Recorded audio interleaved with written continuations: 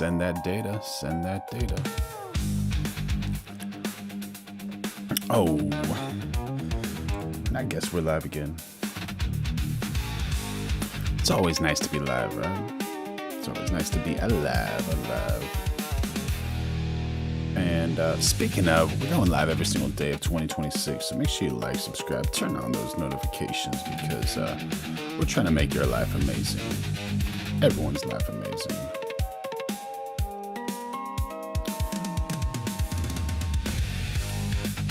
All right, let's see what our buddy Donald J. Trump is talking about. Might as well.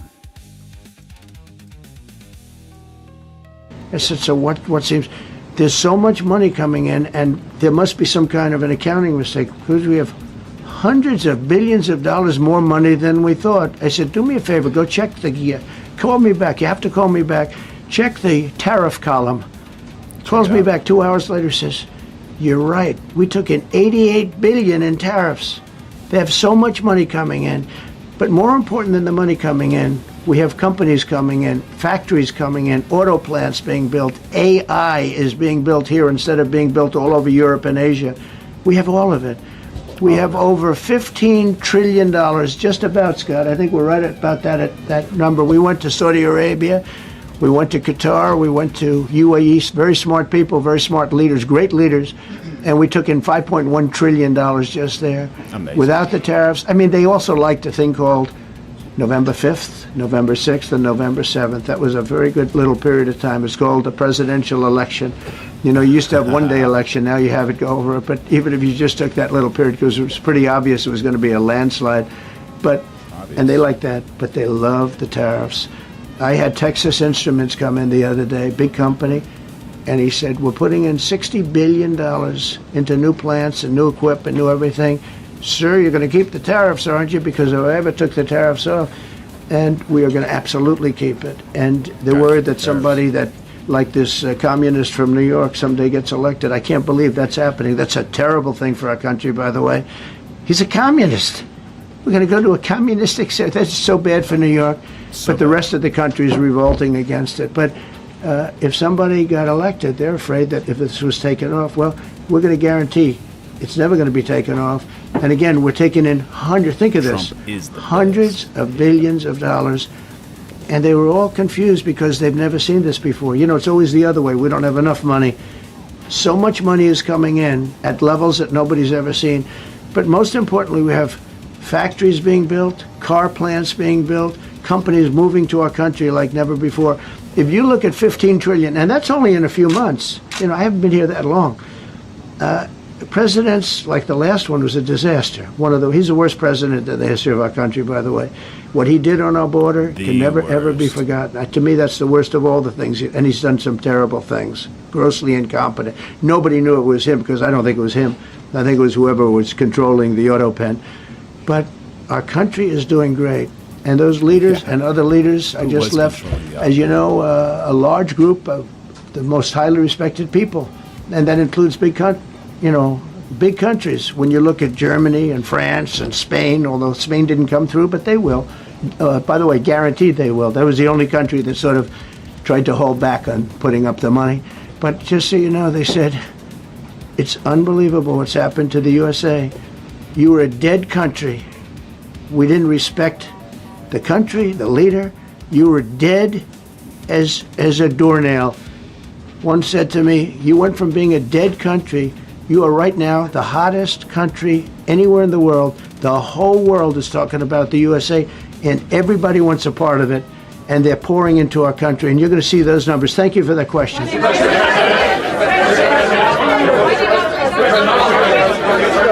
Yeah, go ahead.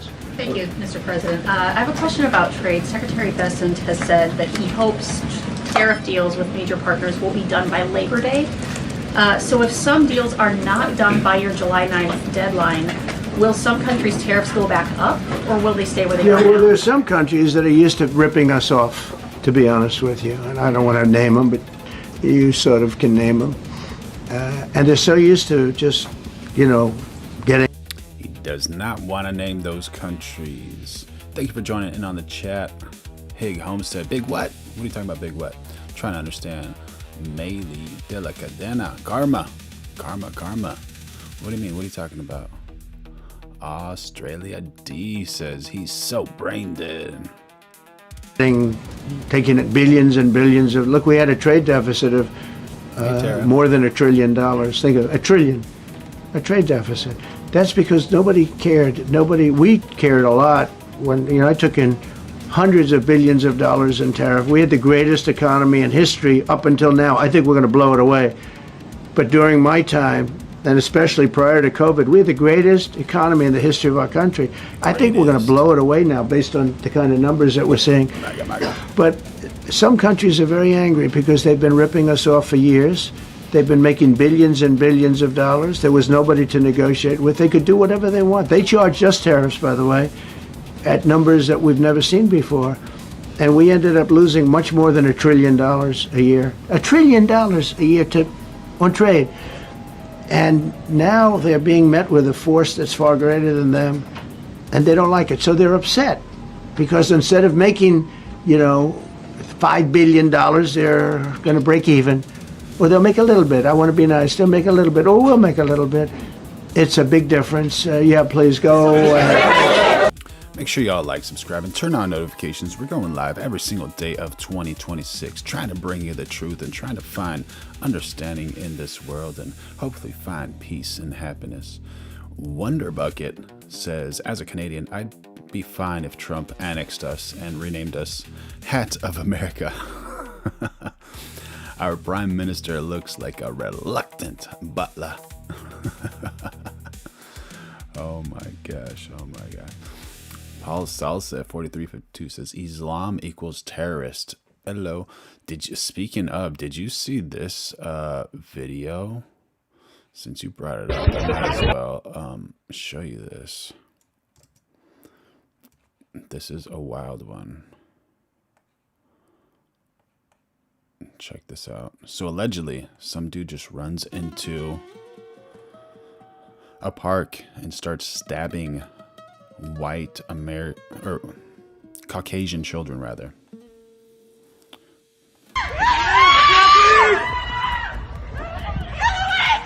He's a Muslim refugee.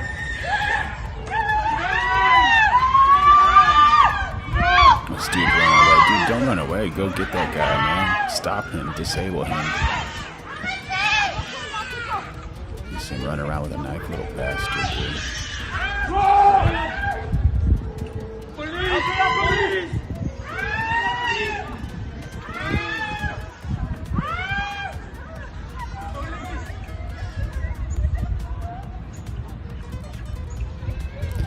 Now people don't know if this guy is actually a Muslim refugee or something else.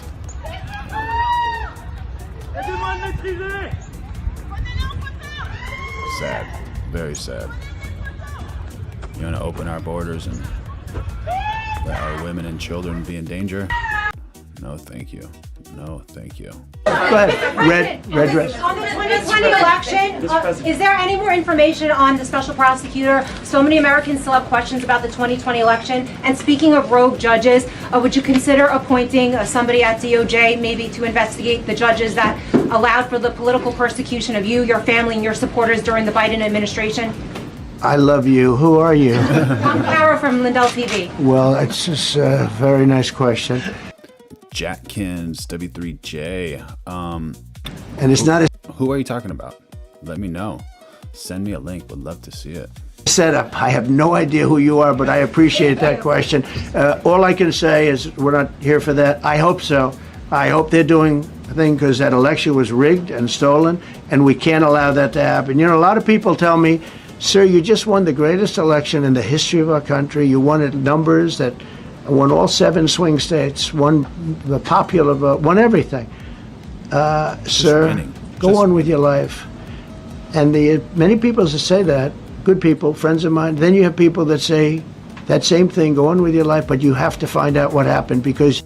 If that's accurate, Wonderbucket says it's the only way to paradise according to his religion by fighting unbelievers. That's very bad, if that's accurate. That is very, very bad. that causes enemies from every side that is not your side. You can't let that happen again. Look at what this lunatic did. Look at what he did. He opened our borders to people that were murderers, 11,888 to be exact, murderers, and we've captured many of those murderers, and we're bringing them back, or some of them are so dangerous that we don't even want to bring them back. We're afraid they're going to try and come back in. But he allowed people to come into this country, people from mental institutions. And allegedly, from a quick Google search, it says Islam does not command the murder of all non-Muslims. Rather, it forbids killing innocent people, deems saving a life equivalent to saving humanity, and promotes peace, justice, and tolerance. So that dude was probably just deranged. Insane asylums, that's a mental institution on steroids. People from mental institutions, gang members, drug dealers, people, jails, being emptied out into our country. Venezuela emptied out almost its entire prison population into our country. But I don't want to blame them. Many countries have done that. The Congo, we have a great press conference coming up later, and it's the Congo and Rwanda. They were fighting for years, and it was machetes, it was vicious, it was as vicious, people's heads being chopped off. And I have a man who's very good in that part of the world, very smart, and put them together. And we're signing a peace treaty today. First time in many years they're going to have peace. And it's a big deal. We talk about Russia, and we're working that one. President Putin called up and he said, I'd love to help you with Iran. I said, do me a favor. I'll handle Iran. Help me with Russia. We got to get that one settled. And I think something's going to happen there. But we did some great work. India and Pakistan. That was going to be maybe nuclear. We did that. We did a lot of work. I don't know if there's ever been a president that's done much more. Serbia, Kosovo was going to go at it. Going to be a big war. I said, you go at it. There's no trade with the United States. They said, well, maybe we won't go at it. All right. So Jackins says, Google search, what do Jews think about killing? And according to this, Judaism considers the sanctity of life paramount, strictly prohibiting the murder of innocent people while distinguishing it from killing in self-defense or warfare. Murder is one of 3 sins so severe that one should die rather than commit them. Though protecting oneself or others from an immediate threat is allowed or mandatory. Allegedly. That's what happened with India and Pakistan. I was negotiating with both of them, and I said to Scott, I said to Howard, cancel all deals with India and Pakistan. They're not trading with us because they're in a war. They called back, what do we do? I said, look, you want to have trade with the United States, it's great. But you want to go and start using nuclear weapons on each other? We're not going to allow that. And they both agreed. Both have great leaders. They both agreed not to do it. So we did a lot, but I appreciate that question.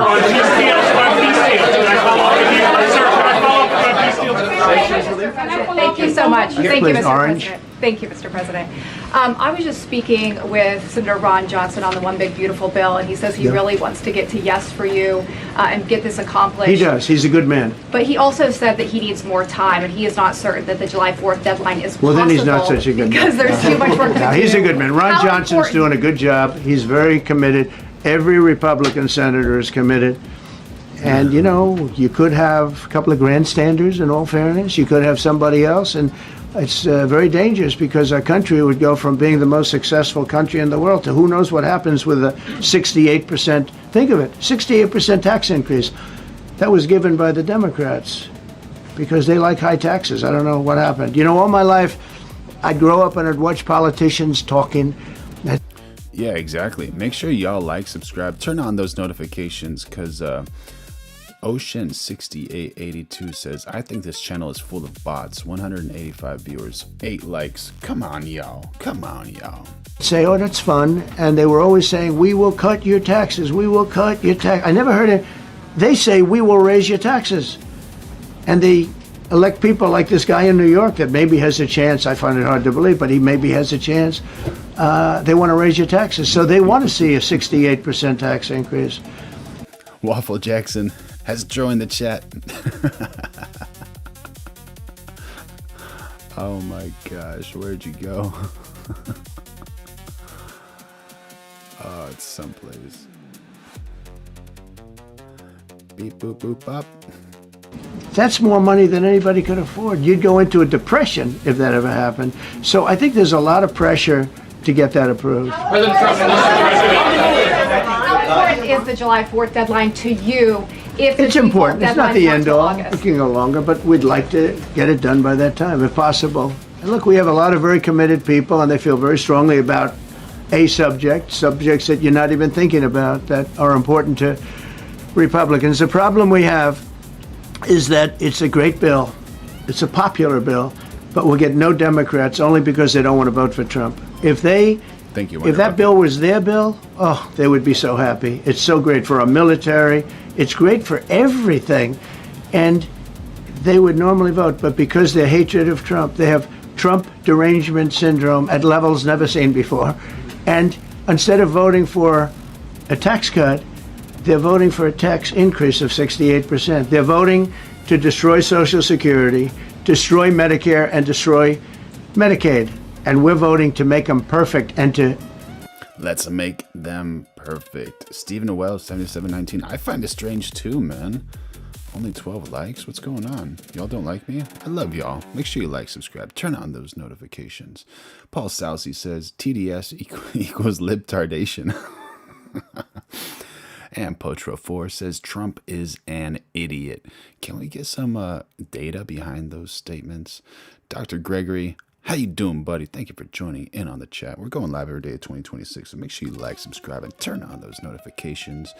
And MSK says, release the Island Man files, you felon. Make them better. Make them stronger and better. They're going to destroy Medicaid, and they're going to destroy Medicare, and Social Security will follow. If you vote for the Democrats, you're dead on those three things.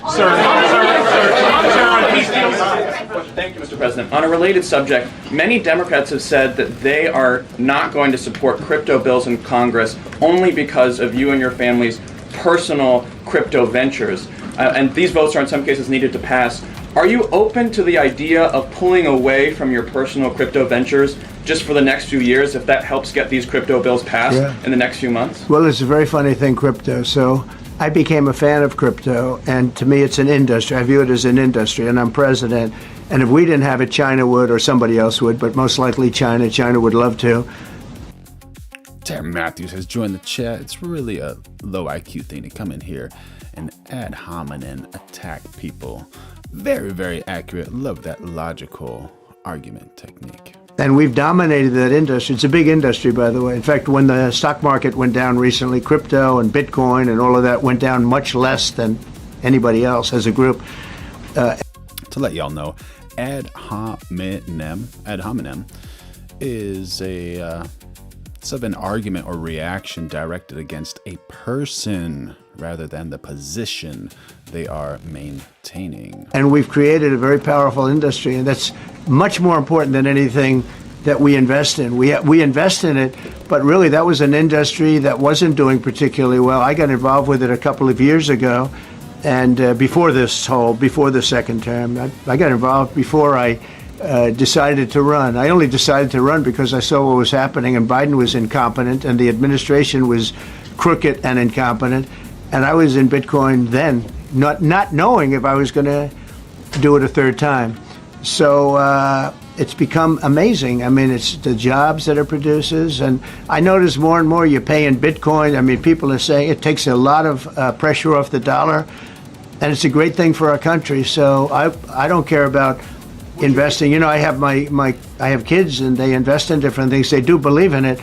But I'm president, and what I did do there is build an industry that's very important. And you know, if we didn't have it, China would. Okay. Sir, Mr. President. Go ahead. With the glasses, gentlemen. Go ahead, please.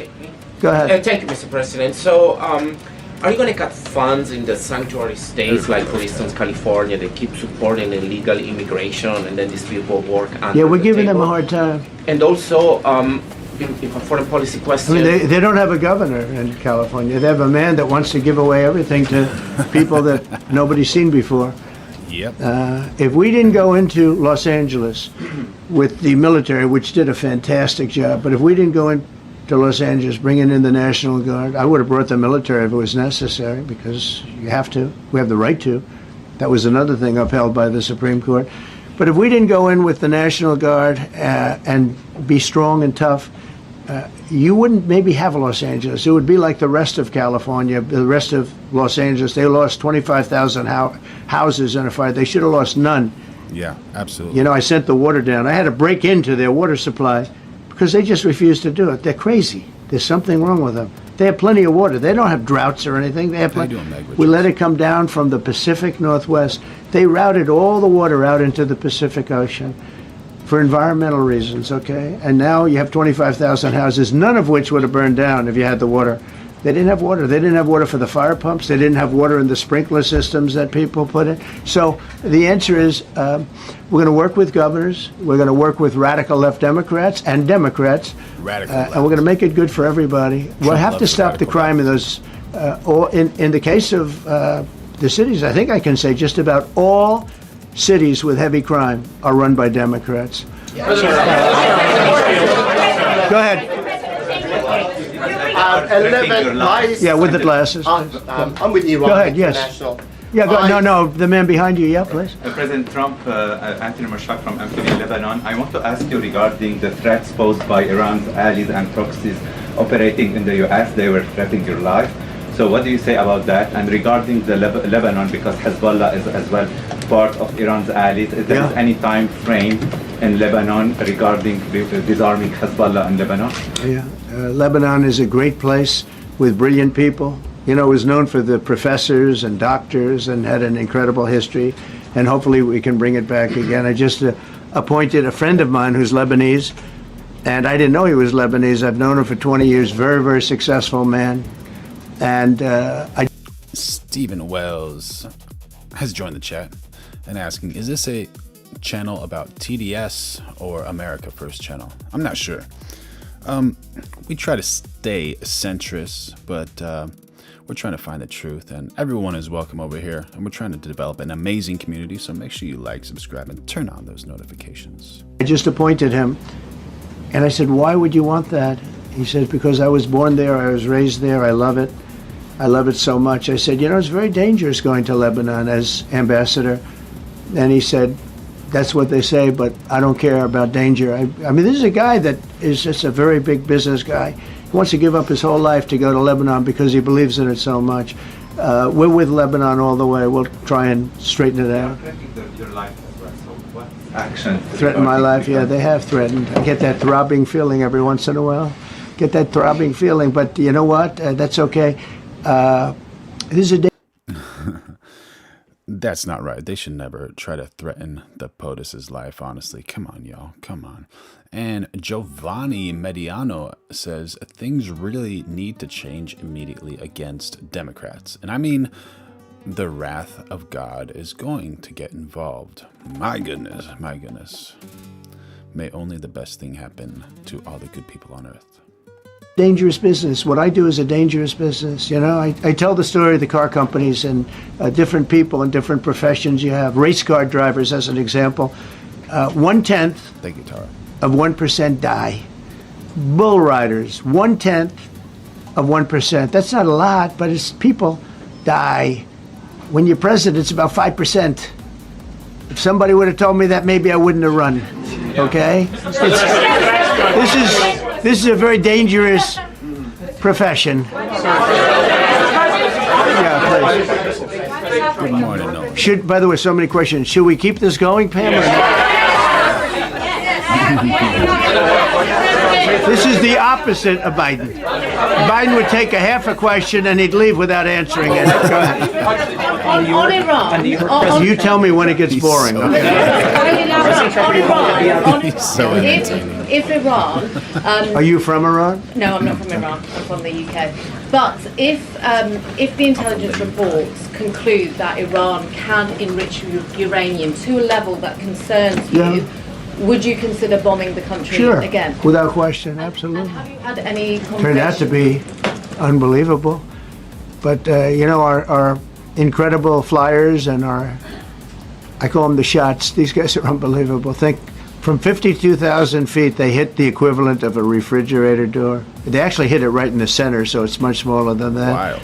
And just bomb after bomb going deeper, deeper, blowing up. Incredible, incredible thing. I don't know if you heard the general. He was very impressive. Raisin Cane. You know, he's the one that beat ISIS for me. And he did it in a matter of weeks. And I was told it was going to take 4 or 5 years. And when I got this job, I always said, if I get this job, I'm going to put that guy as the head of the Joint Chiefs of Staff. And Dan Kane, and he, when I heard his name was Raisin, his nickname is Raisin Cane. I said, you got to be kidding. So I liked him right from the beginning. But he knocked out ISIS in a time that nobody ever thought possible. And when this attack was completed and so successful, I said, now I know how you knocked out ISIS so quickly. But we have the best people, we have the best equipment in the world. You know, I rebuilt the military during my 4 years, during my other term. We have the best equipment in the world. The problem is we gave away, you know, a lot of it, but small relatively speaking. We gave a lot of it away to Afghanistan. Shouldn't have happened. That just shows how incompetent they were. They gave all that equipment away, billions and billions of dollars worth. Shouldn't have happened, but that was small compared to what we have.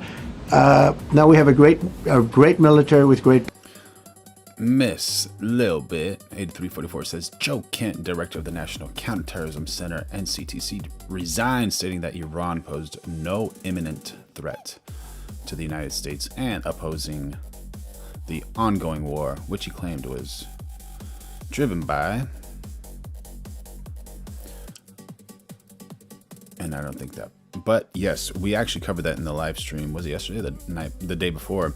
And very, very interesting story what happened there. And it seems like that is a huge loss because he was the director of the counterterrorism unit there, right? And seemed like an upright standing guy. And his wife was actually extinguished. She was in the military as well. So very sad story for him, but I think he's trying to make it right by leaving. But I don't know. We don't know actually what is happening and the real reason he left. But only the best for him, and hopefully good things happen. And we're going live every day at 2026, so make sure you like, subscribe, and turn on those notifications. The Lord loves you. I love you. People, okay. Yeah, please. Thank you, Stephen. Mr. President, congratulations. A couple of very different questions. One is Rwanda, 1994. As you grew up in New York, we all knew how horrific those attacks were. Congratulations on that treaty. There are talks that perhaps... That's going to take place today at 3 o'clock in the Oval Office. We're going to have a signing with Rwanda and the Congo. I have a follow-up. So I'm a little out of my league in that one because I didn't... The Congo. What's happening in the Congo? Anonymous says if he wants to talk about incompetence, a U.S. refueling plane accidentally refueled an Iranian jet right after refueling an American jet. How does that happen? Is that accurate? Send me a link. I would love to know and see about that.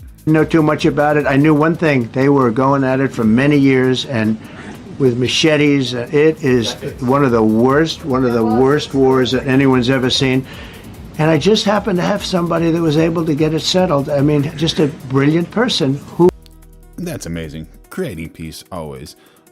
Boger Holler Butcher says mentally deranged leftard rainbow flag. It's flags, like, you know, holding a flag in the air, squealing again, and it's hilarious. We're going live every day at 2026. Make sure you like, subscribe, turn on those notifications. Who is very comfortable in that part of the world. It's a very dangerous part of the world. They said, are you uncomfortable there? People are being killed. School children are being raided and killed. Horrible. And I don't even want to say how, but as viciously as I've ever heard. Are you uncomfortable? No, that's the part of the world that I know. Very comfortable. Was able to get them together and sell it. And not only that, we're getting for the United States a lot of the mineral rights from the Congo as part of it. They're so honored to be here. They never thought they'd be coming to. Look, this is a very tough part of the world. They never thought, they were just telling me, they never thought they'd ever be coming to the White House, and they're so honored. And so we're going to give them a great big reception. But that's after many years of fighting. It's a great thing. That's at 3 o'clock, I believe. What a great thing. Going to give them a great reception. Boger Holler Butcher says, day 4,196 of leftard's desperation, squealing, and Trump is still there, daddy. Julianne Frey says, can't have two big flaws: integrity and a conscience. Oh my gosh, seems like it. You never know. Cap Wins has joined the chat. How you doing, buddy? Sir, are you concerned at all about secret nuclear sites in Iran? You talk about maybe just secret nuclear site? Yes, that there might be some. Not really. Can I tell you? They're exhausted. And Israel's exhausted too. And I dealt with both of them. And they both wanted it settled, both of them. And we did a great job, but they're exhausted. The last thing they're thinking about right now is nuclear. You know what they're thinking of? They're thinking about tomorrow, trying to live. It's such a mess. It's such a mess. The place was bombed to hell. And no, I'm not worried about it at all. And I'm putting out a little statement. I'm going to respond to the Ayatollah's statement yesterday that we won the war. Oh, God, we won the war. And I said, look, you're a man of great faith, a man who's highly respected in this country. You have to tell the truth. You got beat to hell. And Israel was beat up too. They were both beat up. And it was a great time to end it. It was quick. They got the hate out. There was a lot of hate. A lot of hate. It would be great if they didn't have that hate. But the last thing they're thinking about is nuclear weapons right now. Please. Thank you, Mr. President. Iris Howe with NTD Research Media with the Epoch Times. Thank you so much for doing this. It's very refreshing for all of us here. It's a good group in this room. It's refreshing. Very refreshing. Yes, we haven't had this in, for the past I understand what you mean. So thank you so much for coming out here. Other than Caroline's done a great job. Yes. You're referring to the past administration, not to Caroline, right? Yes. Back to the ruling today, if you don't mind. So you have always talked about winning for the American people. Right. How do you think today's ruling will enable you to further deliver for American families and workers across the country, not only when it comes to immigration, but also when it comes to trade, energy? What actions are you most eager to move forward Well, I think now? taking power away from these absolutely crazy radical left judges is a tremendous. This is such a big day. This is such a big day. It's like such a big day. Nolan O'Neill says, what I want to know, Lee, plans. You don't see conservatives doing this, and there's a difference I've learned. The difference between Republican and conservatives. This ain't the F Bush party. Part 2 next. It's sort of sad because we're doing the signing at 3 o'clock, and this. Cap Wins. Is that true? Troops on the ground, 100%. My goodness. May very well dominate the signing of a big war that was going on. And what about they just turn around? They're like, you know what? Those peace negotiations, let's go through with those peace negotiations and not have a war and not create this huge military complex. Really affecting the continent of, think of it, the entire continent of Africa was being affected. And we're settling that war today. And this will probably be a headline. But this is a very big moment, and it gives power back to people that should have it, including Congress, including the presidency. And it only takes bad power away from judges. It really doesn't take power. It takes bad power, sick power, and unfair power. And it's really going to be, this is a very monumental decision. Yeah, please. Yes, President, thank you very much. On July 9th, is that July 9th date set for tariffs to snap back? Or could there be a... We can do whatever we want. We could extend it. We could make it shorter. I'd like to make it shorter. I'd like to just send letters out to everybody. Congratulations, you're paying 25%. He doesn't want. He's a much nicer person than I am. Go ahead. You finish it up. Were you considering for the Federal Reserve then? And are you speeding up that process? I see Secretary. Oh, he's terrible. He's terrible. I mean, I have a list of things. We're like 38 on the list. We pay, Cameroon and different places are paying the same as us. That's right. Captain Black says, bot is just a chatter from another live. Look. So yeah, we have 2 lives. We have a horizontal and a vertical. So they're lives from our stream. So if you see restream 4225 and then you'll see like an at Drake JPN or at hide behind 2604. That's who is talking. It's not a bot. It's just kind of people from different channels all coming together to communicate, to try to find the truth. Because, you know, you have somebody sets a rate at 4% or 4.5%. It's hard to go out and say we should be paying 1% when you have... How you doing, Captain Black? Thanks for being here, buddy. Your so-called experts doing that. And the sad part is, you know, as per the question that you asked about tariffs, we've had the tariffs, and we have less inflation than we had before. What we have is a hell of a lot more money, a hell of a lot more income, and we shouldn't be paying a rate like that. In other words, when we pay a rate, I'll tell you, each point is the equivalent of $300 billion. So if we had it down 3 points, because I think we should be at 1, you have Switzerland is at 0.25, in other words, 25% of 1%. And they're the number 1 right now, but we should be the number 1. And soon you're going to have, I think, you're going to have where the people will pay will pay, like we had a few years ago, where you put up money, you loan money, and I mean, you actually, instead of paying, you get paid. I love that. I don't know if it's any good, but I love it, where you put up money and you get paid. But we should be in a category, so we should be at the top of the list, not toward the bottom of the list. True. But we have a man who's not a smart man, and he probably has Trump derangement syndrome, and he's just not a smart person. What he's doing, though, he's hurting us for years to come, because if we borrow money at 2 points higher than we should be paying, that's $600 billion. Wouldn't you say those numbers are about right, Scott? So it's 2 points would be about 600, actually more than that, but about $600 billion, all because the guy doesn't want to lower the rates. He's doing the service, a very disservice, and then he goes up and talks about, I'd like to see costs come down. You know, he gets up and he does his little thing for 5 minutes, and he goes out and he goes back to the beach. He goes, I'd like to see costs come down. Well, he could lower the interest cost by $900 billion a year. All he has to do is lower rates. And everybody's saying, I was watching some of the business shows today, and they're saying, you know, Trump's right. He should really be cutting. The country's doing well. We have no inflation. Now, despite him, we're doing... I don't know if Boger Holler is trying to get me banned, but I can't read that chat, bro, but that's hilarious. And what do you think about, all those liberal... I'm not even going to get involved. Doing great. But if we got the rates down, we would be a rocket ship.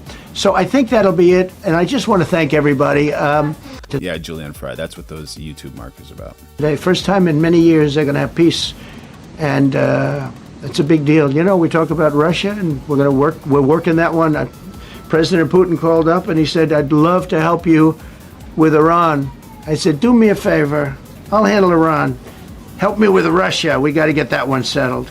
And I think something's going to happen there. What is happening with Russia? Oh my gosh. Hold on.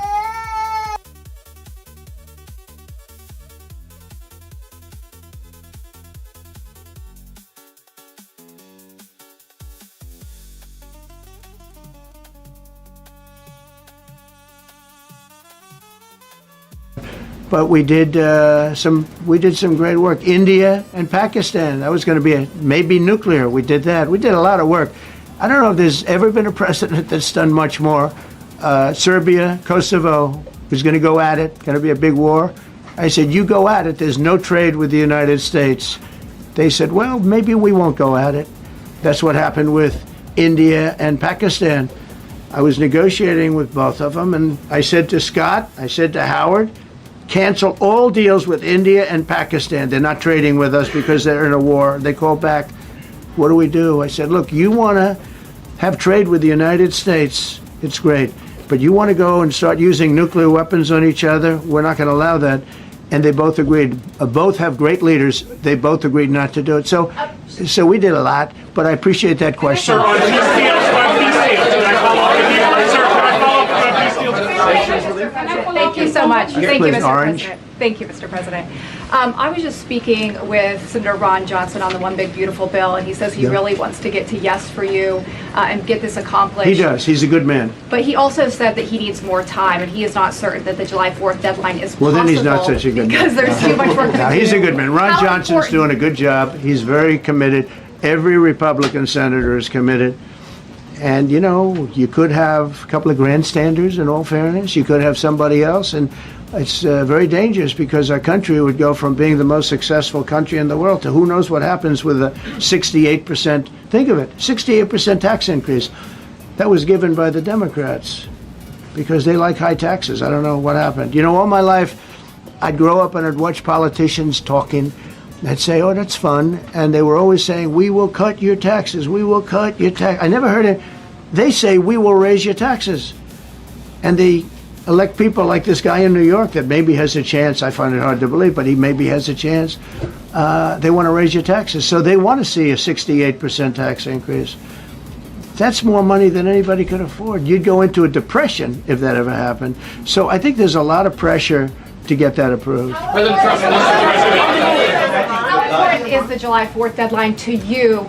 If It's important. It's not the end all. August? It can go longer, but we'd like to get it done by that time, if possible. And look, we have a lot of very committed people, and they feel very strongly about a subjects that you're not even thinking about that are important to Republicans. The problem we have is that it's a great bill. It's a popular bill, but we'll get no Democrats only because they don't want to vote for Trump. If that bill was their bill, oh, they would be so happy. It's so great for our military. It's great for everything. And they would normally vote, but because their hatred of Trump, they have Trump derangement syndrome at levels never seen before. And instead of voting for a tax cut, they're voting for a tax increase of 68%. They're voting.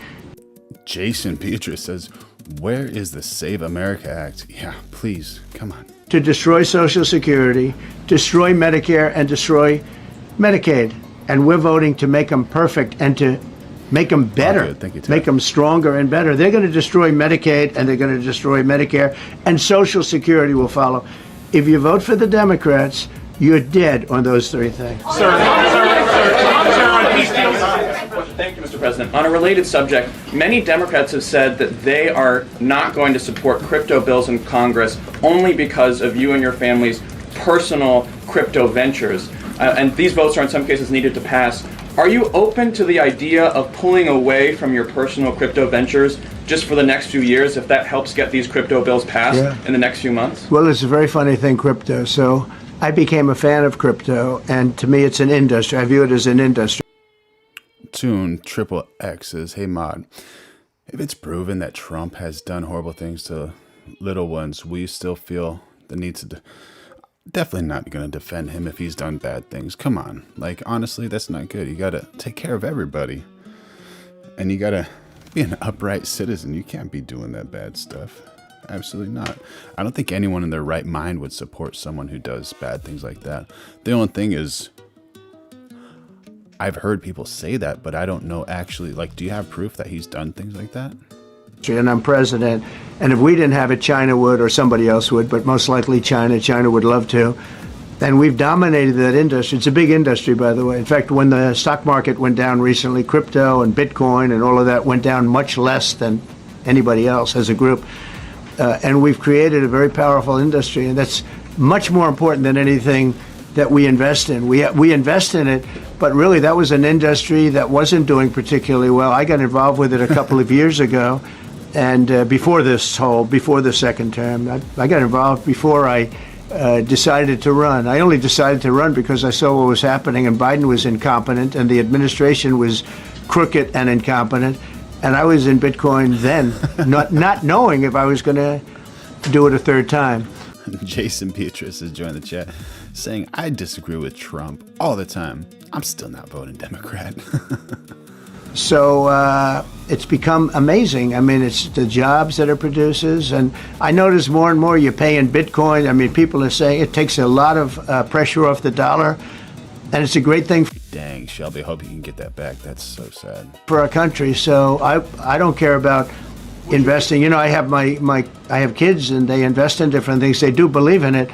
But I'm president, and what I did do there is build an industry that's very important. And you know, if we didn't have it, China would. Okay. Sir, Mr. President. Go ahead. With the glasses, gentlemen. Go ahead, please. Go ahead. Thank you, Mr. President. So, are you going to cut funds in the sanctuary states, like for instance California? They keep supporting illegal immigration, and then these people work under Yeah, we're giving the them a table. hard time. And also, in a foreign policy I question. mean, they don't have a governor in California. They have a man that wants to give away everything to people that nobody's seen before. If we didn't go into Los Angeles with the military, which did a fantastic job, but if we didn't go in to Los Angeles, bringing in the National Guard. I would have brought the military if it was.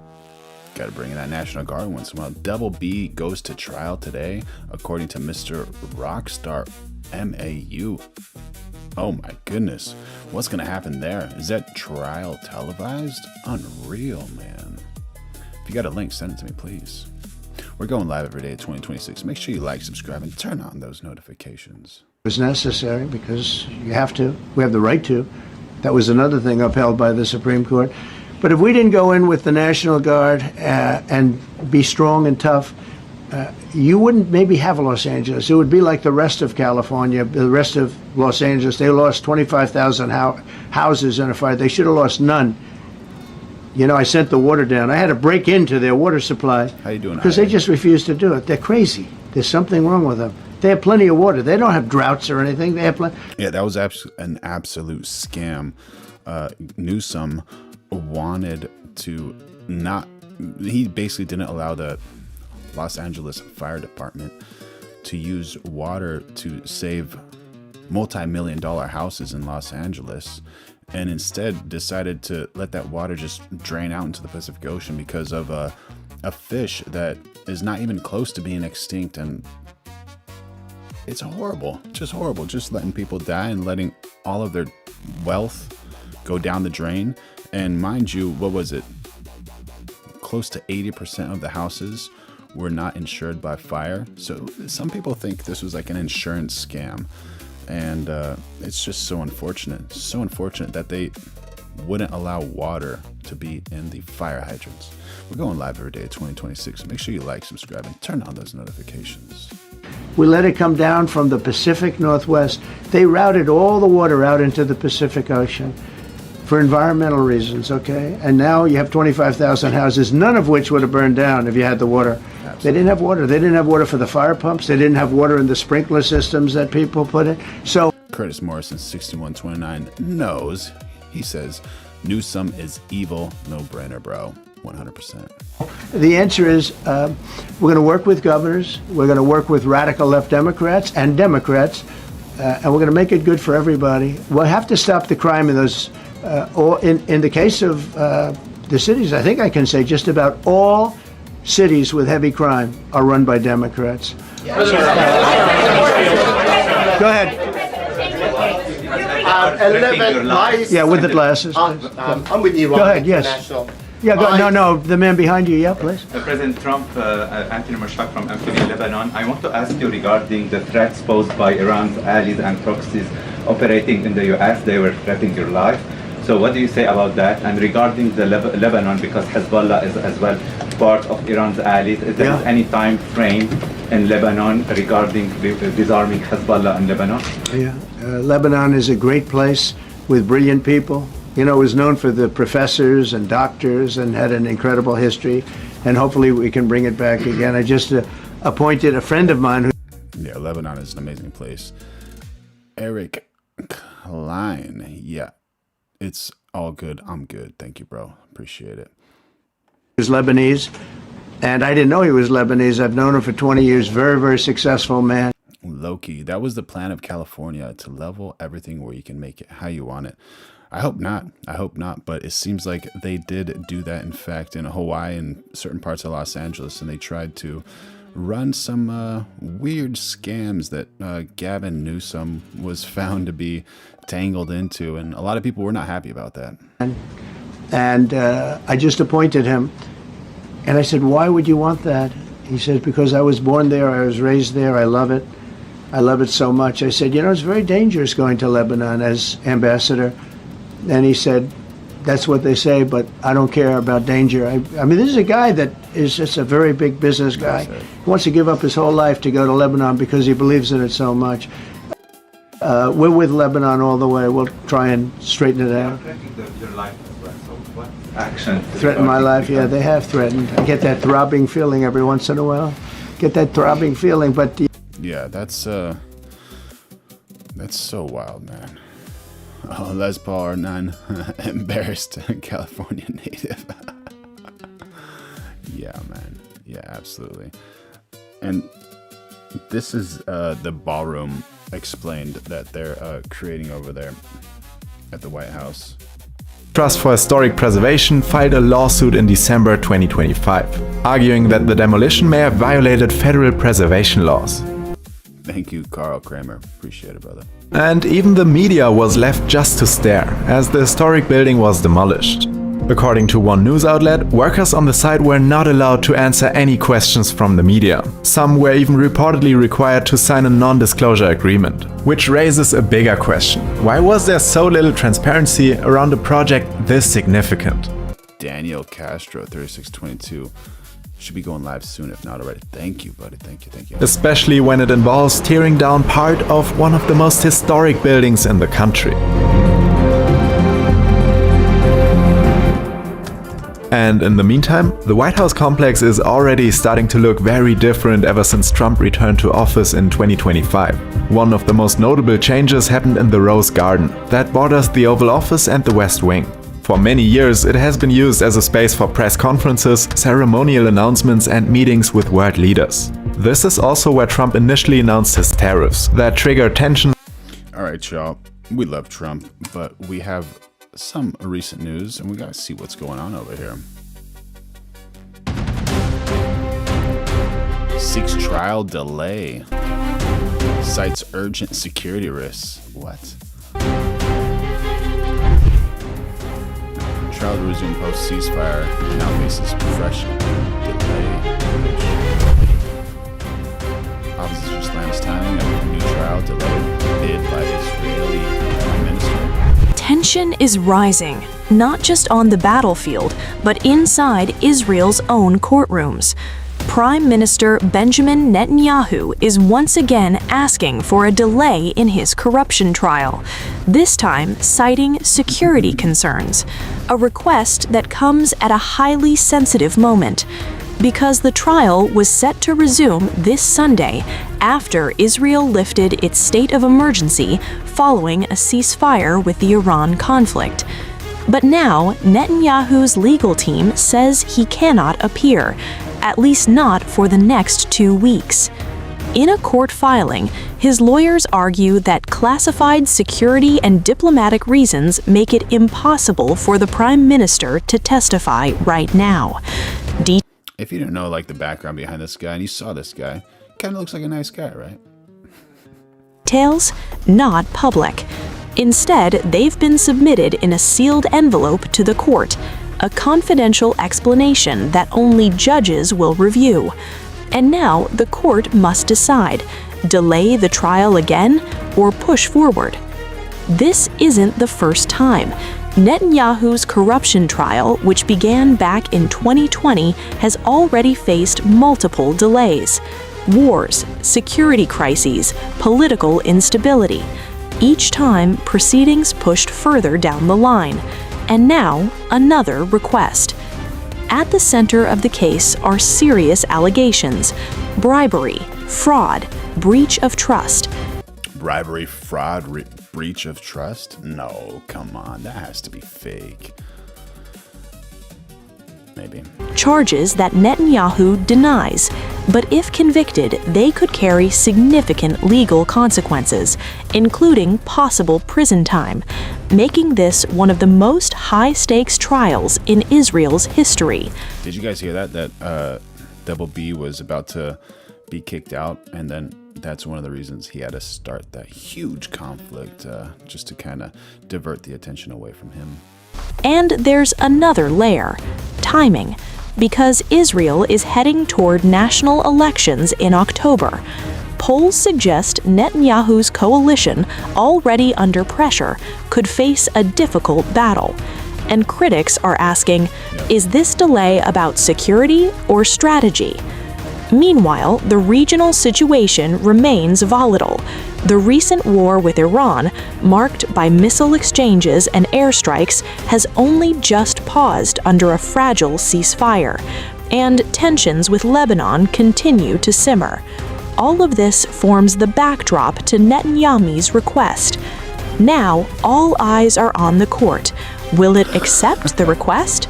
Because this decision is not just about timing, it's about accountability at the highest level of power. Daddy's home.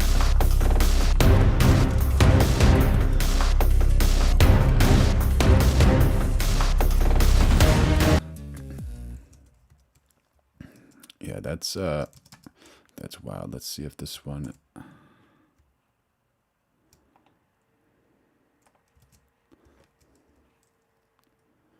This is more recent.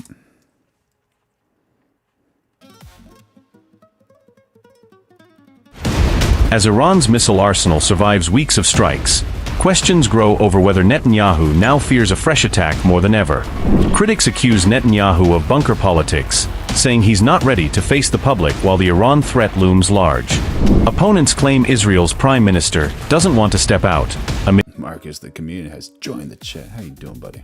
mounting fears of another strike from Iran. Netanyahu points to the Iran crisis as his corruption trial once again slams on the brakes.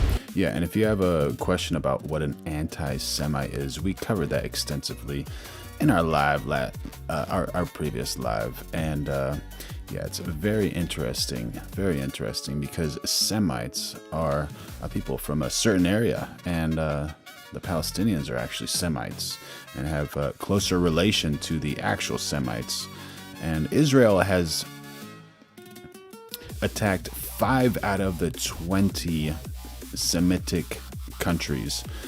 So if Israeli calls you a anti-Semite, you can accurately say back to them that they are a quarter anti-Semite themselves, according to their government and who they have attacked. Allegedly. Not facts, but allegedly.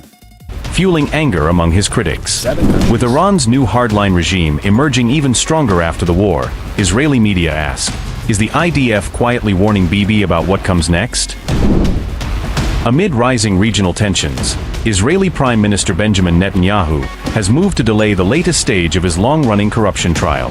Netanyahu has formally requested a postponement of his court testimony, which had been scheduled to resume on April 10th. His legal team has argued that ongoing security challenges, particularly those linked to the current conflict involving Iran, make his appearance in court impossible for now, according to I said semi instead of quarter, right? reports. In a filing to the Jerusalem court, they stated that the Prime Minister would be unavailable to testify for at least an additional 2 weeks. Jerusalem District Court filing read, and I quote, "Due to classified security and diplomatic reasons connected to the dramatic events that have taken place in the State of Israel and throughout the Middle East in recent times, the Prime Minister will not be able to testify in the proceeding for at least the next 2 weeks." Unquote.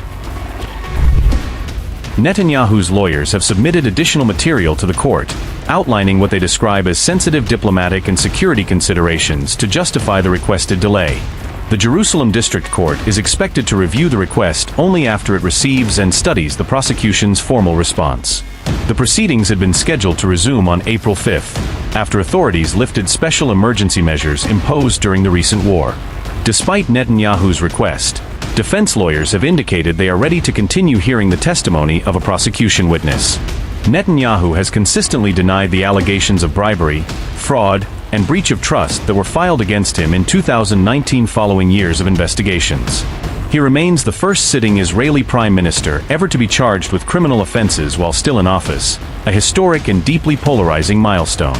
The trial, which began in 2020 and could carry potential jail time, has faced repeated delays tied to Netanyahu's official responsibilities and overlapping national crises. The ongoing war and regional instability have further complicated scheduling, prolonging uncertainty over when the case will finally conclude. Political pressure on Netanyahu has mounted in the wake of the Hamas attacks and subsequent regional escalation, with critics accusing him of mishandling the crisis. Adding to the sense of turmoil, Judge Benny Sagi, a senior jurist linked to the broader Netanyahu corruption proceedings, was killed on January 5th when a vehicle plowed into his motorcycle on Route 6. Recent opinion polls suggest that Netanyahu's governing coalition could face significant electoral losses in the next national elections if public anger continues to grow.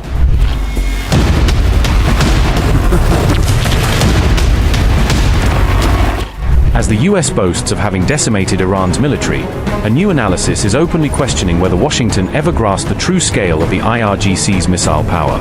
On April 7th, Trump declared that the US had met and exceeded all its military objectives in the Iran war and could pause bombing from a position of strength. His Secretary of War, Pete Hegseth, doubled down by calling Operation Epic Fury a capital V victory that left Iran's military combat ineffective for years. David Well joined the chat. It says Ballroom, not Ballroom. Never heard that. That's a funny one. President Trump forged this moment. Iran begged for this ceasefire.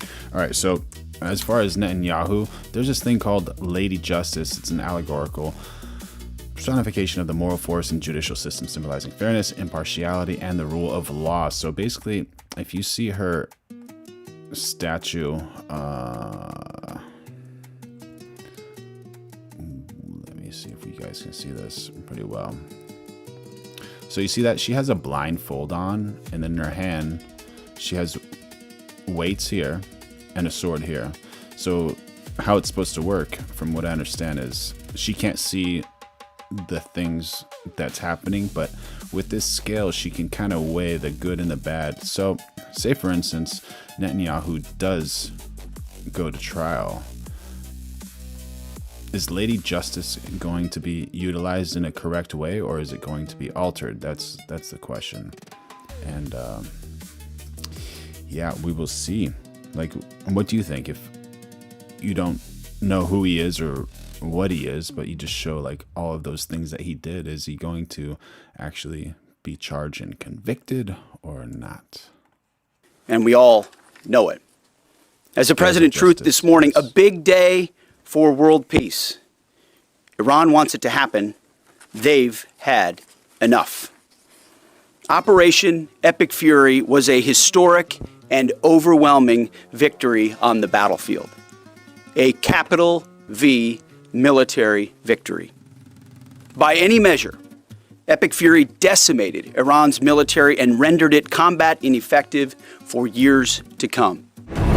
However, Brazil-based analyst Patricia Murrins argues that Western counts of Iran's missiles are wildly understated and ignore decades of serial production. During last year's 12-day conflict, Murrins estimated Iran's stockpile at close to 20,000 missiles, not a few thousand.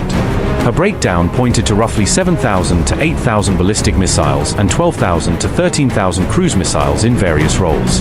Those figures, she says, include both active Operation Island Man Fury. Operational rounds and large numbers held in reserve across Iran's dispersed depots.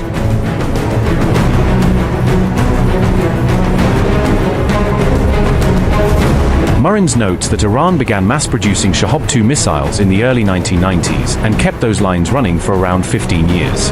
Shahab-3 then entered production from about 2004 to 2008, before being edged out by more modern, longer-range systems. In 2015, Tehran launched a major program to upgrade guidance systems on older missiles rather than scrap them. As a result, thousands of legacy missiles were modernized and pushed into reserve stocks instead of being retired. By roughly 2010, Iran had around a dozen different ballistic and cruise missile models in production at the same time.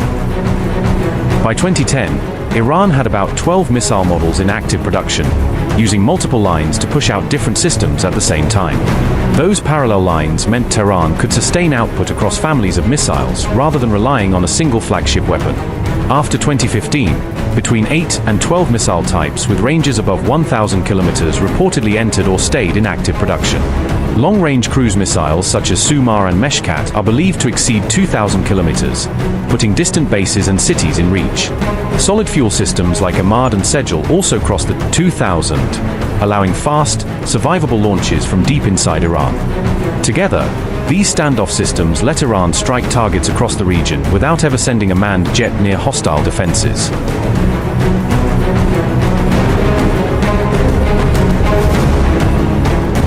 Murrins flatly rejects Western think tank claims that Iran had only about 2,500 missiles in stockpile at the start of this war.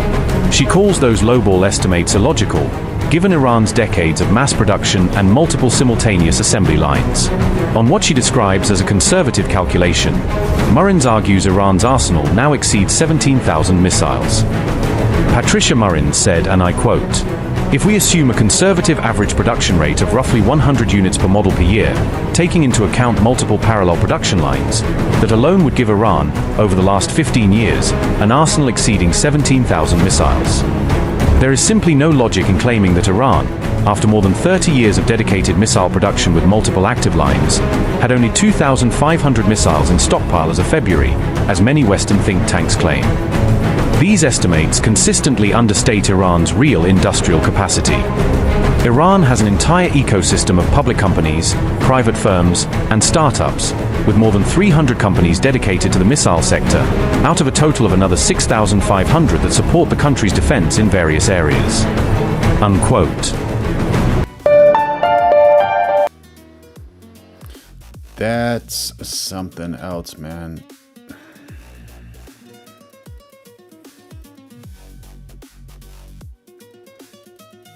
Too much. Way too much.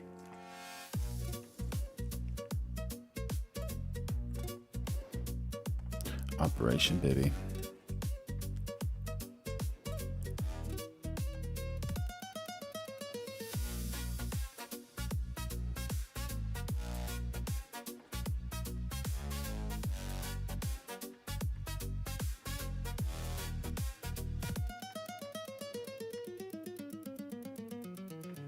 Megyn Kelly, Tucker Carlson, and Alex Jones. So we broke down Trump's truth tweet about Candace Owens, Megyn Kelly, Tucker Carlson, and Alex Jones, how he absolutely humiliated them. And Nick Fuentes does an amazing job at breaking this down and explaining these are the people that voted for Trump. So Trump just sent this big sounding message to his entire voter base that if you voted for me, no matter what you've done for me, no matter how much effort you've put in, no matter how much you've helped my campaign, I'm not running for re-election. I don't give a shit about the Republican Party. I don't care about any of you motherfuckers. All I care about is making myself filthy rich and lining the pockets of my family and selling every bit of America's sovereignty to fucking Israel. Check this clip out. On Truth Social, this evening, Trump called out everybody. Alex Jones, Megyn Kelly, Tucker Carlson, Candace Owens. One notable exception, what's that all about? Some might say he doesn't want the Groyper curse. Maybe he just doesn't care that much about me. Maybe I'm not a big enough deal. Why? Because I wasn't on Fox News or something? But today, Trump took the gloves off and he lit into all of the major Israel-critical anti-war pundits attacking, quote, bankrupt Alex Jones, crazy Candace Owens. Yeah, we do want peace. We definitely do want peace. Where did that chat go? Sorry, I'm trying to find the chat, but yeah, everybody wants peace, 100%. The thing is the people who don't want peace usually are not the ones that are going out there and fighting or sending their own children out there to fight. So yeah, that's absolutely true. I think majority of the people in the world do want peace. Tucker and Megyn Kelly, he lit into all of them in literally a 500-word post on Truth Social, attacking all of them, excoriating them. And you gotta wonder, so if that's not your target demographic, who the fuck is even in this MAGA movement at all anymore? Because everything on Truth Social it's against the Democrats, it's against James Comey, it's against Mueller, who died, and that actor who died, and it's against the Wall Street Journal, and it's against people on Fox, and now it's against the 4 biggest conservative podcasters in America. What's the market share? What is the market share of Tucker plus Candace plus Megyn Kelly plus Alex Jones? I think that's probably like 70% or more of the conservative podcasting audience, or you could even say media audience. What did he say last year? If you want the Epstein files, you're not MAGA. Marjorie Taylor Greene was thrown under the bus. Thomas Massey thrown under the bus. Okay, so who's even left then? If it's not the left, and it's not the middle, and it's not Tucker, Candace, Alex Jones, Megyn Kelly, Marjorie Greene, Thomas Massey, who does that leave? It's the Villages, it's Mark Levin, Randy Fine, Lindsey Graham. I think those are the only people that are still MAGA. Joe Rogan's out. All In Podcast is out. Joe Kent is out. Who's left? Theo Vaughn is out. You know, all the Austin, Texas comedians are out. Who's left? Who do you got left? Barry Weiss? It's crazy. So we'll talk about it. It was kind of funny. It was kind of a funny post, I'm not gonna lie. Trump said that Brigitte Macron is prettier than Candace Owens. Prettier than Candace Owens? Speaking of Candace Owens. That's kind of funny. He said, crazy Candace Owens, who says the president of France's wife is a man, but who is far prettier. That's kind of funny. And what's rich, actually, about the post, and we'll get into it, is that all these people voted for Trump. Isn't that delicious? Voted for Trump. They all were shocked and surprised that Trump brought us to war in Iran and opposed it. And now, one by one, Trump throws each and every one of them under the bus. Gotta love it. And the one person that was spared was me. And I didn't even vote for him. I still have never been disavowed by Trump. Isn't that crazy? I didn't get disavowed by Trump after the dinner. I didn't get disavowed by Trump after the Tucker cost when he was asked about me. And even though I'm on the timeline just really laying into Trump, still no disavowal, which is kind of hilarious. People that have given their life to Trump, literally.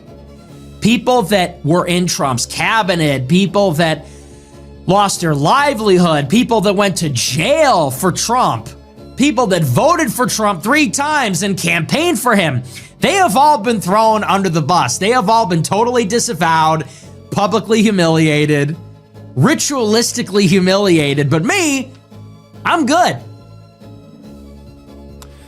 Nick Fuentes is good. He's good. Everybody loves Nick Fuentes, man. Everybody.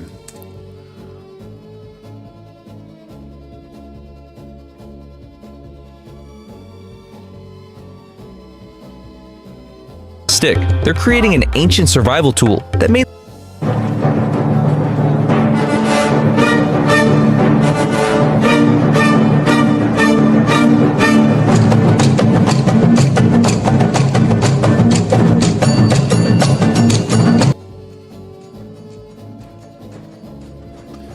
conceal identities of the 2 C-130 pilots. State of Israel border control B-2 permit. Ryder Amanda. They're not hiding any names. All right. September 2027. Very interesting.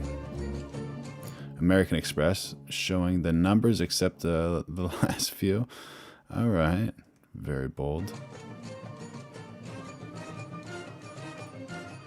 You got an American flag.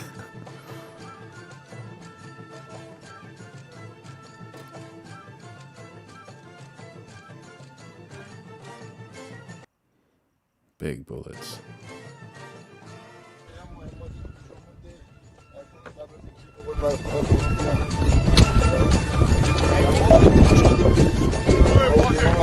هلیکوپتری بود که قبل از اینکه بیاریم مستقر میشن اینجا رو تهدید کردن که بعد ازش استفاده کنن. یه سری غذای خشک هم موقعیت هست گذاشته بودن اینجا که بعدا بخواد چیزی ازش استفاده بکنن. اینا یه سری غذاهایی هست که قبلا اینجا گذاشته بودن که بعد که اومدن هیچ برد بکنن ازش چیکار کنن استفاده کنن دستگاه‌اش.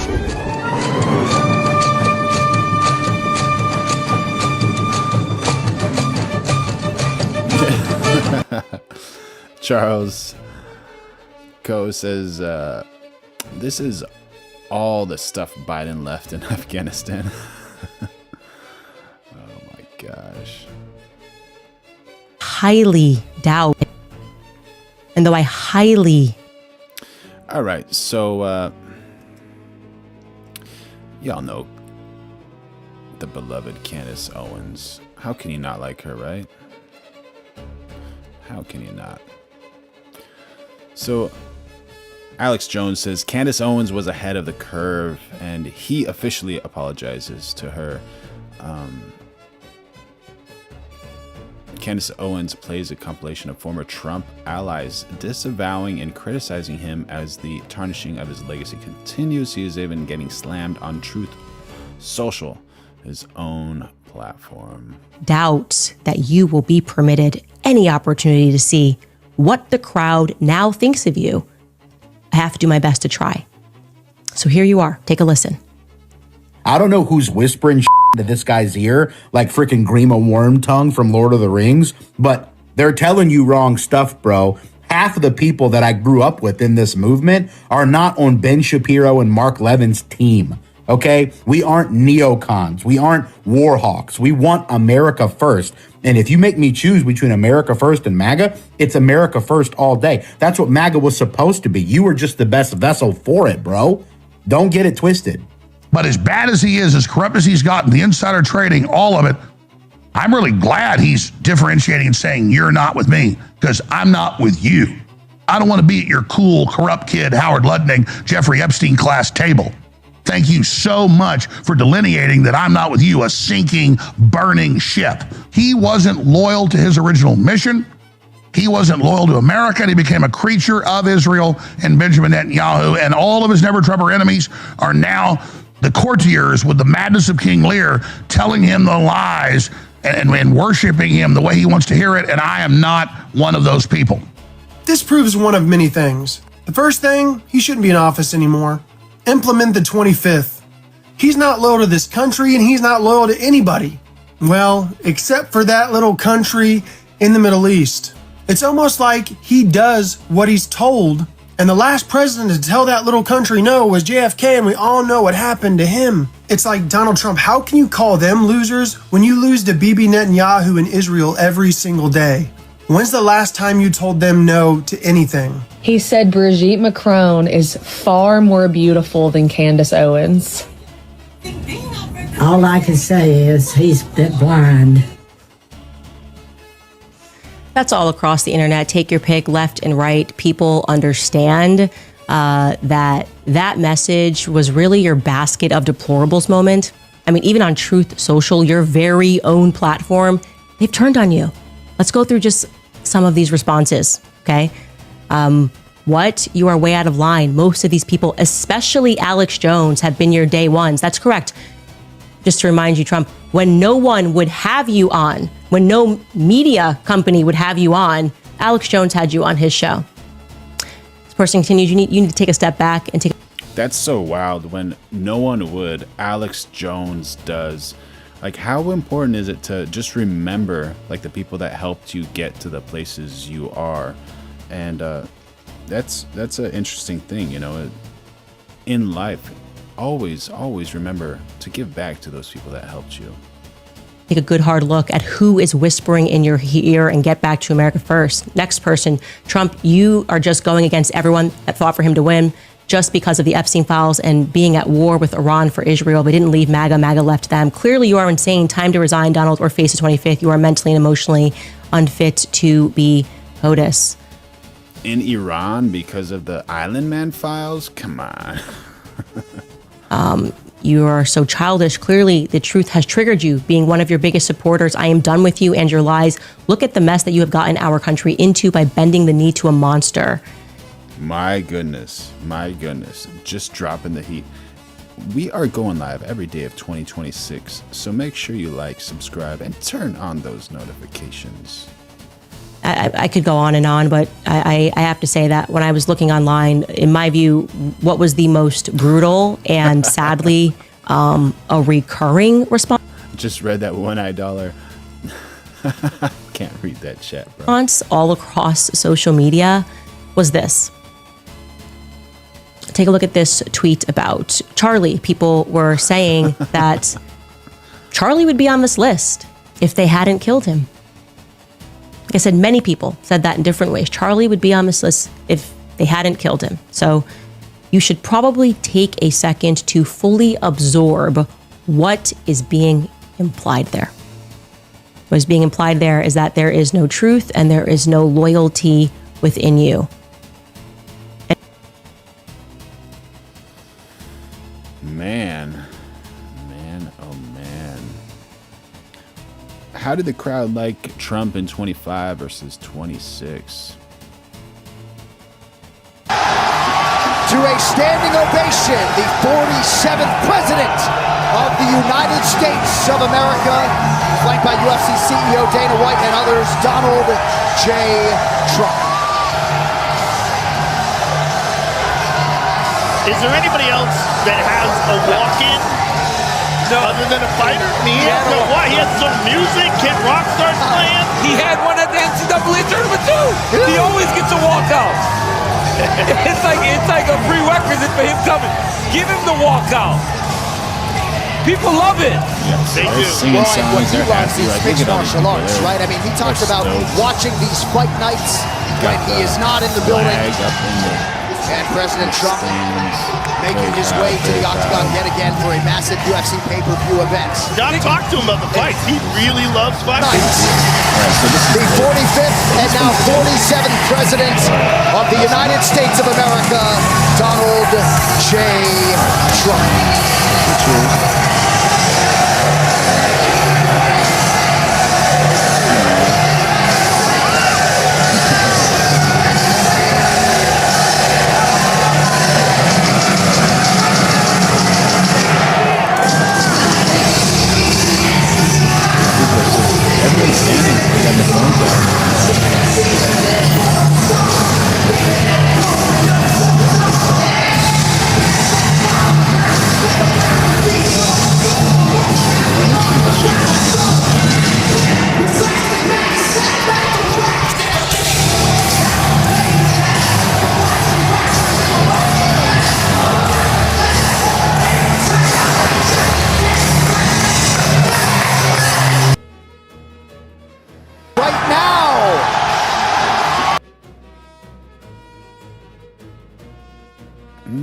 Yeah.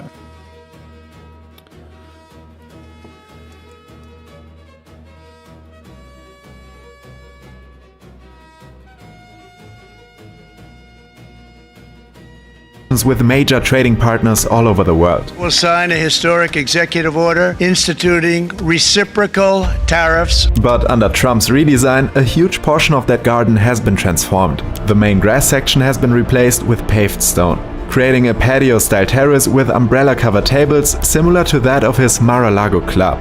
The idea behind the paved surface was for the space to be more practical for events. From what we know, this kind of change is fairly typical and similar to what past presidents have done. Inside the building, there have also been some noticeable aesthetic changes. These include the addition of gold accents and ornaments throughout parts of the room, a style that closely resembles the interiors of Trump's private properties. There's also the Presidential Walk of Fame, located along the West Colonnade, a gallery featuring portraits of almost all previous US presidents in gold frames, except one, Joe Biden. Instead of his portrait, the display The auto pen. The auto pen. For Joe Biden. Is this not the most hilarious troll move you have ever seen from a president ever? Ever? This is a classic photo. This is a classic Trump photo. This underlit photo. Man, this is hilarious. And this is Joe Biden's presidential picture. Includes a picture of an auto pen, a reference to Trump's incorrect claims that Biden's executive orders were not legally binding as they were signed by an auto pen and not by Joe Biden himself. But Biden did win the 2020 election, and he served as president starting in 2021. So this isn't just a missing portrait. It's the White House itself pushing Trump's political narrative inside a building that's supposed to stand above exactly that. And those are just the changes happening inside it, because some of the most controversial ideas go far beyond the gates of the White House, including proposals that could reshape parts of Washington, D.C. itself. One of the most striking ideas is something that has informally been called the Memorial Circle Arch. The proposal would place a massive triumphal arch here, at the western end of the Arlington Memorial Bridge near the border with Virginia. The inspiration behind it is fairly obvious: the iconic Arc de Triomphe in Paris. The proposal has even been dubbed as the Arc de Trump. At 76 meters or 250 feet tall, it would even be taller than the Arc de Triomphe itself.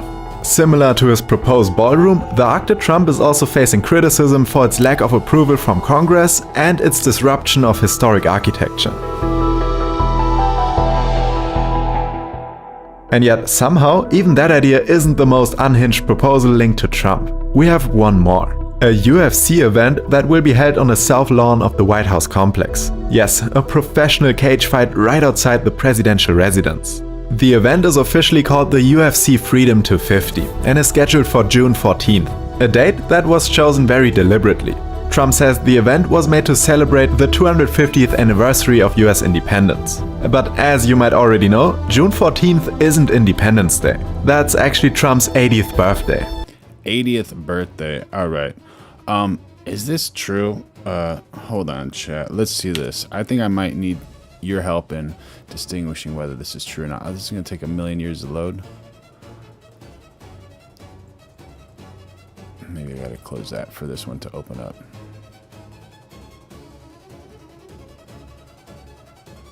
So yeah, it's pretty obvious what this event is really for. Instead of using a permanent arena, the event would transform the South Lawn into a temporary outdoor fight venue. At the center would be the iconic UFC octagon, surrounded by temporary seating and lightning rigs, with the White House itself serving as the dramatic backdrop for the broadcast. Large viewing screens will be set up nearby at the Ellipse, where as many as 85,000 spectators could gather to watch the fight live. The event is estimated to cost $60 million. And yeah, that UFC fight is going to be gnarly. So gnarly. $1 greatest president Russia ever installed. Just like the ballroom, organizers say no taxpayer money will be used. For more than 2 centuries, the White House has evolved very carefully. Changes were usually made slowly. Incredible. Look at that architecture. Just so classic. That architecture just never goes old. It's so beautiful. Very, very beautiful. Would be nice if America started to do some great architecture like this again.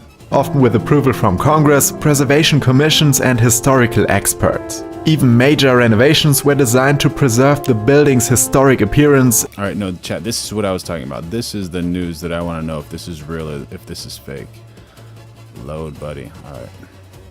And symbolic role. What's happening now feels very different. It's one president reshaping the country's most historical residence according to his own personal taste. And all of this is happening in just the first year of Trump's second term. Who knows what else he's planning to do for the Nellisphere. Larry Fink wants Trump extinguished. Honestly, what for? How? remaining 3 years of his... Some people say it might be a conspiracy theory. They're saying that Mr. Trump is the demo team for Mr. Larry Fink, but who knows if that's actually accurate. presidency. But what do you think? Let me know in the comments down below. Palm Beach. This is what I want to know, chat. This is only 1 minute long, but it's a good 1 minute.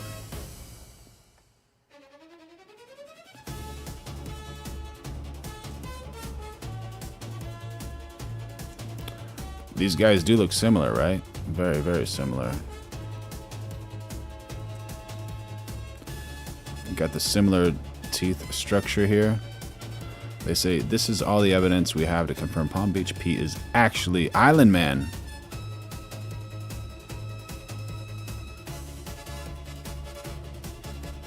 I don't know. Pete is actually Jeffrey Epstein.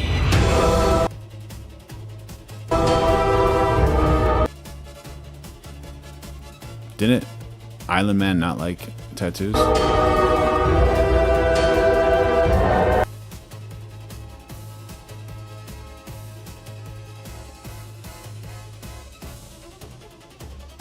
That's a wild picture, man.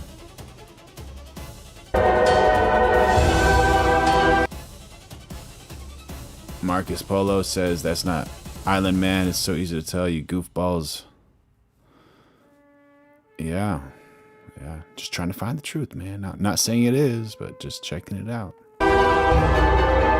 Palm Beach Pete accidentally admitted a detail that means he and this guy may be the same person, allegedly. Take a look and take a listen at what he says in this interview on accident. This is weird. Back in the day, when I was living in the city, I went to a couple of parties and Epstein was there. Not only was he in Palm Beach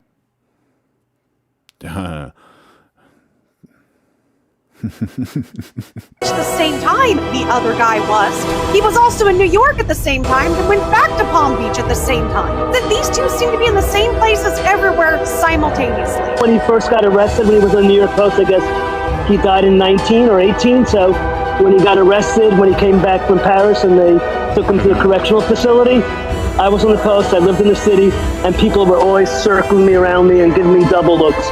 Wait, in 2019, you're He's telling him to hush. saying you lived in New York City? Yes. So you've been everywhere he goes. Yes.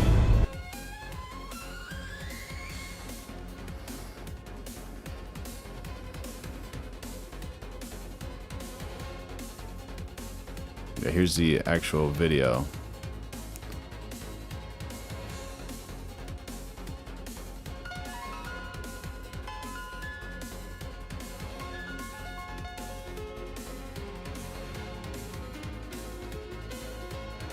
Yeah, I don't know the reason those voices sounded fake. You never know. You never know.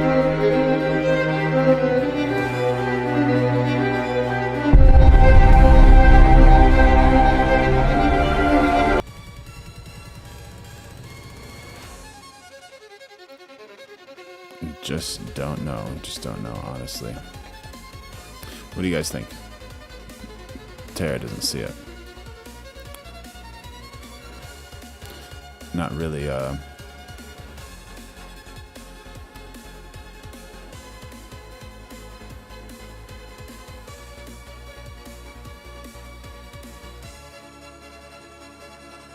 It could be a body double. It could be a body double.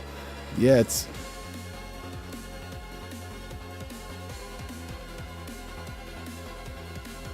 definitely questionable. That's what I could say.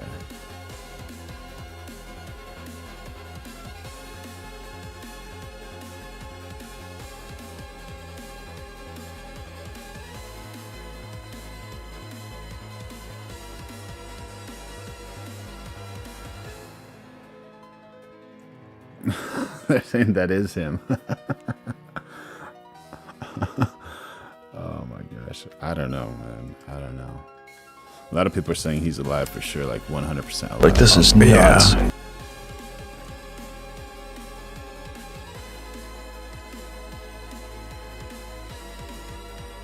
This is nuts. How would we spot a Nazi walking down the street today? They have a red hat on. Okay. So Trump supporters? Yeah. Okay. Yeah. And you think that we should be punching them? Yes. Okay. Why do you justify violence against Trump supporters? I don't know. Do you think that we should be justifying violence against a certain group of people? Black or brown people, you mean? So are you identifying as a Nazi? No, I don't identify as a Nazi. Do you identify as a Nazi? No, I am anti-fascist. What is fascism? Do you know how to read? I do, yep. Okay, well, that's a step in the right direction. Okay, what is fascism though? I'm done talking to you. It's funny, you don't really advocate for talking to people. I am a Trump supporter. And I do have a red hat and I wear it. I actually have a red sparkly jacket that says Trump MAGA on it. Would you advocate for people to punch me? Maybe. That is insane. Maybe. You agree with violence against women for their political opinion? No, I didn't say that. Yes, you did. No, I didn't. You sure? Yeah, punch women if they have a MAGA hat and a MAGA jacket on. Goodness gracious, man. Like, this is nuts. That is wild, man.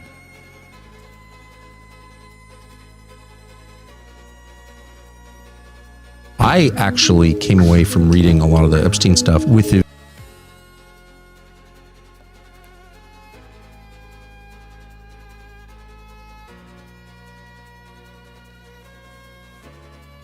view of Israel that was diminished. I thought Israel had less power. Of course he was working with Mossad. I said that and got called a Jew hater or whatever. It was just true. But what he really was doing was acting as an employee of others, as a kind of communications hub between the biggest stakeholders in the West. And what in the world?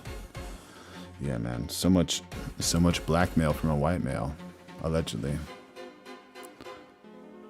So what you really saw was that governments aren't in charge. There's no meaningful nation state with full sovereignty. Like, that's just not a thing. There's a suprastructure whose outlines I can't fully see, but it's clearly there, and it's not all being run from the Levant. Oh, Barry has joined in on the chat. How you doing, buddy? How you doing? It's by Netanyahu, who's probably got an IQ of 110. He's not a genius. So, like, it's way bigger than Israel. Israel's just like a place to, hide out if you've been accused of a crime, get a passport, do some money laundering, whatever. It's a lot of things, but Israel's not running the world.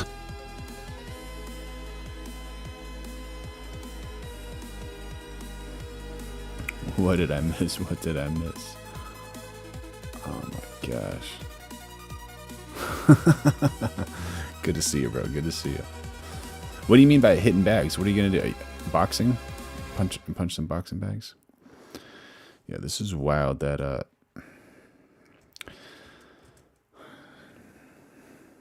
Tucker's saying that they're not as strong as they were. This is kind of worrisome for Europe. Russia is actively considering the use of nuclear weapons against Europe. I hope not. I hope they are not doing that, man. That's bad. I hope all war stops, honestly. Specifically, Lightning Fox Tucker is a good guy. Seems like it, man. He seems like a great guy and with some very valid arguments. Very much so. The UK and Germany. Next. Is that a no on the matching lower back tattoos? Does he have lower back tattoos? Everybody, we're going live every single day of 2026, so make sure you like, subscribe, and turn on those notifications. How you doing, Remy1339? That will be a waves of nuclear. My choice would be Britain and Germany. No one seems to be paying. Britain and Germany. Britain and Germany. Wasn't Britain the one that convinced USA to help overcome Germany in World War II? Paying any attention at all to the biggest story of our lifetimes, potentially. Russia has rewritten its nuclear strategy to include use of nuclear weapons against countries that are acting as proxies for nuclear armed powers. And then last week, a week ago, Russia sent hypersonic missiles into Ukraine. This was hypersonic missiles. an attack designed to say, whoa, we feel like our core interests or existential interests are threatened, and if you don't back off, the next one will have a nuclear warhead on it. And Sitting corrected, Barry says, no, we were neutral until Japan attacked. Okay. It's coming at you, Europe.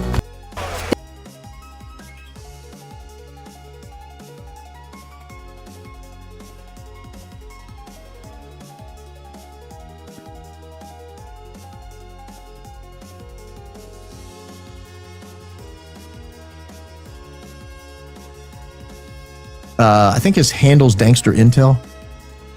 Danks did a remarkable job of demonstrating that not only is the timing wrong with the alleged Discord confession, but the mechanics of the alleged Discord confession are all wrong as well. I will admit, I'm not a techie.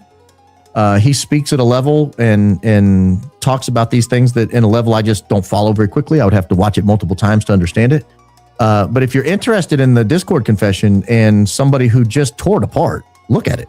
Watch Danks. Watch last night. It was about maybe from like the 15-minute mark to maybe the 55-minute mark, I think was probably about a 30, 40-minute run where he really just kind of disproved the whole thing.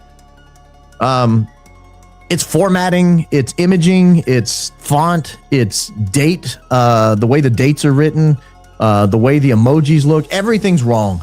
Everything's wrong with it. And he did a really good job. He did a really good job. And I walked away thinking, okay, no wonder they had to fake it because it's not real. And they did an okay job trying to fake it. And had we all moved on after a couple of days, they'd have gotten away with it. But we did not. We did not move on. And then I got a call today. Got a call and said, hey, great show last night. Do you remember Candace's show from September 17th? And I said, no, I watched it. Sure, I've watched all her shows on this topic, but I don't remember that particular one. Do you care to enlighten me on what it might have been about? And he said, what you did was confirm what she had been reporting. And I said, well, let me go watch it. So we'll watch it together because I think I agree with this person. I did, in fact, confirm what she had been reporting, and I don't remember her mentioning this since. This is all the way back on September 17th, 1 week to the day. 1 week to the day after Charlie Kirk was removed from this temporal plane. Candace Owens had this to say about when Tyler Robinson allegedly was in custody. It's because Tyler told him, duh. You're going, wow, if Lance is really not guilty and he hasn't done anything, this would be a good time to speak, right? No, Lance is not doing that because Tyler right here says, don't talk to the media, please. Don't take any interviews or make any comments. And if any police ask you questions, ask for a lawyer and stay silent. So that's how it happens. And I want to tell you that we can jump back into the timeline here. Our source informs us that it was around 7 o'clock p.m. when everybody locally began receiving the text messages that Tyler Robinson was in custody. It was about 7 p.m. local time when everyone around town starts receiving the text messages that Tyler Robinson not will be in custody in the next couple of hours, but is in custody. It's about 7 p.m. when everyone in town, you know how it works. You know how it works when you live in a small town. I live in a small town. Trust me, if somebody my kids had gone to high school with was in this situation, we would have known about it within 10 minutes or so. That's the way. And Tara Matthews says, Tyler Robinson is from my town. Do people in your town think that he is the one who extinguished Charlie or somebody else, or was it a different type of job? It works. I'll give you an example from just today. There was a little kerfuffle in town involving one of the high schools. It did not take long before the grapevine, the coconut telephone, the coconut telegram, heard it on the coconut telegram. It's a Jimmy Buffett song. I don't remember the name of it. Coconut telegraph. Coconut telegraph. It didn't take long for the local grapevine to get kicked up, and everybody in town already knew about it before they checked it out and realized it was a fake call. But it involved one of the high schools. This is the way small towns work. It doesn't get talked about. That's so wild. Make sure you all like, subscribe, and turn on those notifications. We're going live every day of 2026. When you have a national scandal like this, an international scandal like this, you have prime ministers of foreign countries weighing in on the death of an American political figure, disclaiming the responsibility for being involved in the death of an American political figure. I mean, it's a big deal. Absolutely. Charlie Kirk was a pure soul, and that was a problem from Barry. Absolutely, 100%, man. 100%. Angel on earth, and such a wise and smart man. And then someone in your little hometown that your kids went to school with is in custody for it? Every text message in town is going to light up. It's going to look like a Christmas tree. It's going to look like the Griswold's roof. Bing, bing, bing, bing, bing, bing, bing, bing, bing, bing, bing. Lights everywhere, right? Everybody's phone's going to go up. You might as well put out an Amber Alert and just get it all out at once. And her source is saying it was at 7 o'clock that all these text messages were going crazy, which means he would have been in custody well in advance of that. I'd forgotten she said this. I'd been operating under this assumption the entire time he was taken into custody closer to, 9 or 10 o'clock. Well after the 8 o'clock press conference. But you have to ask, why did they lie? And this is where I'm going to speculate. I'm going to allow my mind to wander a little bit. I'm going to think out loud. Because I think I do everything in decision trees. If you've been watching very long, you've seen me do this. It's either this or this. And if it's this or this. It's how my mind works. I can't help it. Either he was supposed to, based on the plot I think he was associated with, either he was supposed to die before he was taken into custody, or he was supposed to be turned in or captured. That's your first decision tree. He was supposed to not be taken alive. He was supposed to be taken alive. I tend to believe he was not supposed to be taken alive, and I think I have evidence for that. When we talked last night, we played a clip from the sheriff of Washington County. If you didn't watch the show, you should, to know what's going on today. It's maybe it's the enemies. He's too dangerous to actually be alive. I thought it was a good show. I thought it was a groundbreaking show. If you watched last night, the sheriff of Washington County said before he was taken into custody, $2 2188 says, rest in peace, Charlie Kirk. Much love, brother. Absolutely. May his soul rest in peace. He was driving around in rural Utah threatening to off himself. That is inconsistent, ladies and gentlemen, with what we know about this case. Because supposedly the reason he turned himself in was because he was afraid he might die in a hail of gunfire when the police showed up. Well, that kind of is consistent with the username 1536. We're talking about Charlie Kirk. Offing yourself. Like that would do the job, right? If you're and Tyler Robinson. Concern is I don't want to be taken alive. Well, you can do it yourself or you can let someone else do it for you. Same result. It's going to the same place, right? So I don't think he was supposed to be taken alive. I think that was the sheriff saying he was driving around in rural Utah getting ready to off himself. I don't think he was driving around in rural Utah getting ready to off himself. I think he was driving to meet somebody. One-Eye Dollar. I heard about that too. One-Eye Dollar says, remember when Trump squirted that ketchup packet on his face? Wild. This is my speculation, based on everything we now know.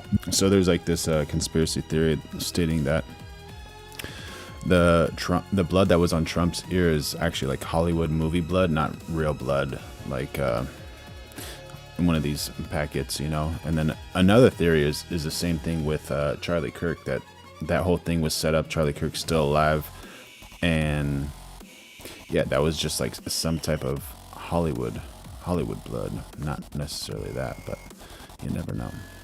Based on the fact that I'm sure he's a patsy at this point. Based on the fact that I'm sure they're lying about the timeline of when he was turned in. Based on the fact that I'm sure they're lying about the confessions on Discord. Based on the fact, after discussing with other people, that I'm sure his family has not said the things they... And Tara, who's actually in the same area as Tyler Robinson, says, I think Tyler Robinson was a dumb young kid mixed up in the wrong places and people. He said his family said. I'm confident on that. I'm very confident on that. All these lies add up to only one conclusion for me. He was a patsy. And if he's a patsy, if he was, tangentially involved sort of on the perimeter, they might say, hey, we're doing a meetup out here. Come out here, we'll give you your next marching orders. And by that time, he's a smart guy. He's probably coming in and thinking, I don't like the sound of that. Someone died today. And they're going to want to do a cleanup job. I got to clear my name. I got to get out of this situation as quickly as I can. It makes more sense that happened and that the driving around in the desert, getting ready to take yourself out, that was going to be the excuse. Oh, he drove out in the desert and he took himself out. I'm sure it would have looked like he did. And I'm sure it took everyone by surprise when he didn't show up to the meet and instead turned himself in 2.5, 3 hours early. So that's option A or B. Option A is he was not supposed to survive. I tend to favor that. Now he did survive. Let's say he was supposed to survive. Let's say I'm wrong about that. If he was supposed to survive, when was he supposed to turn himself in? Because that would be part of the plan.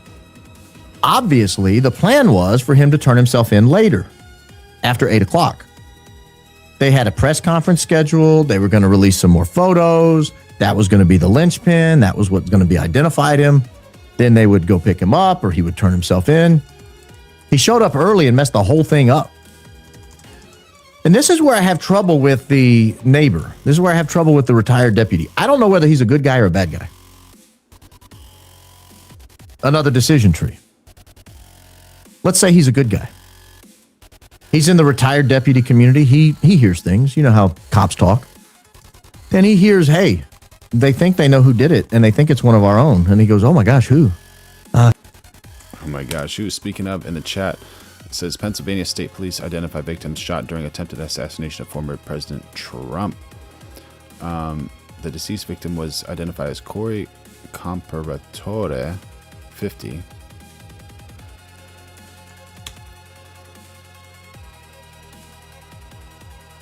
This guy.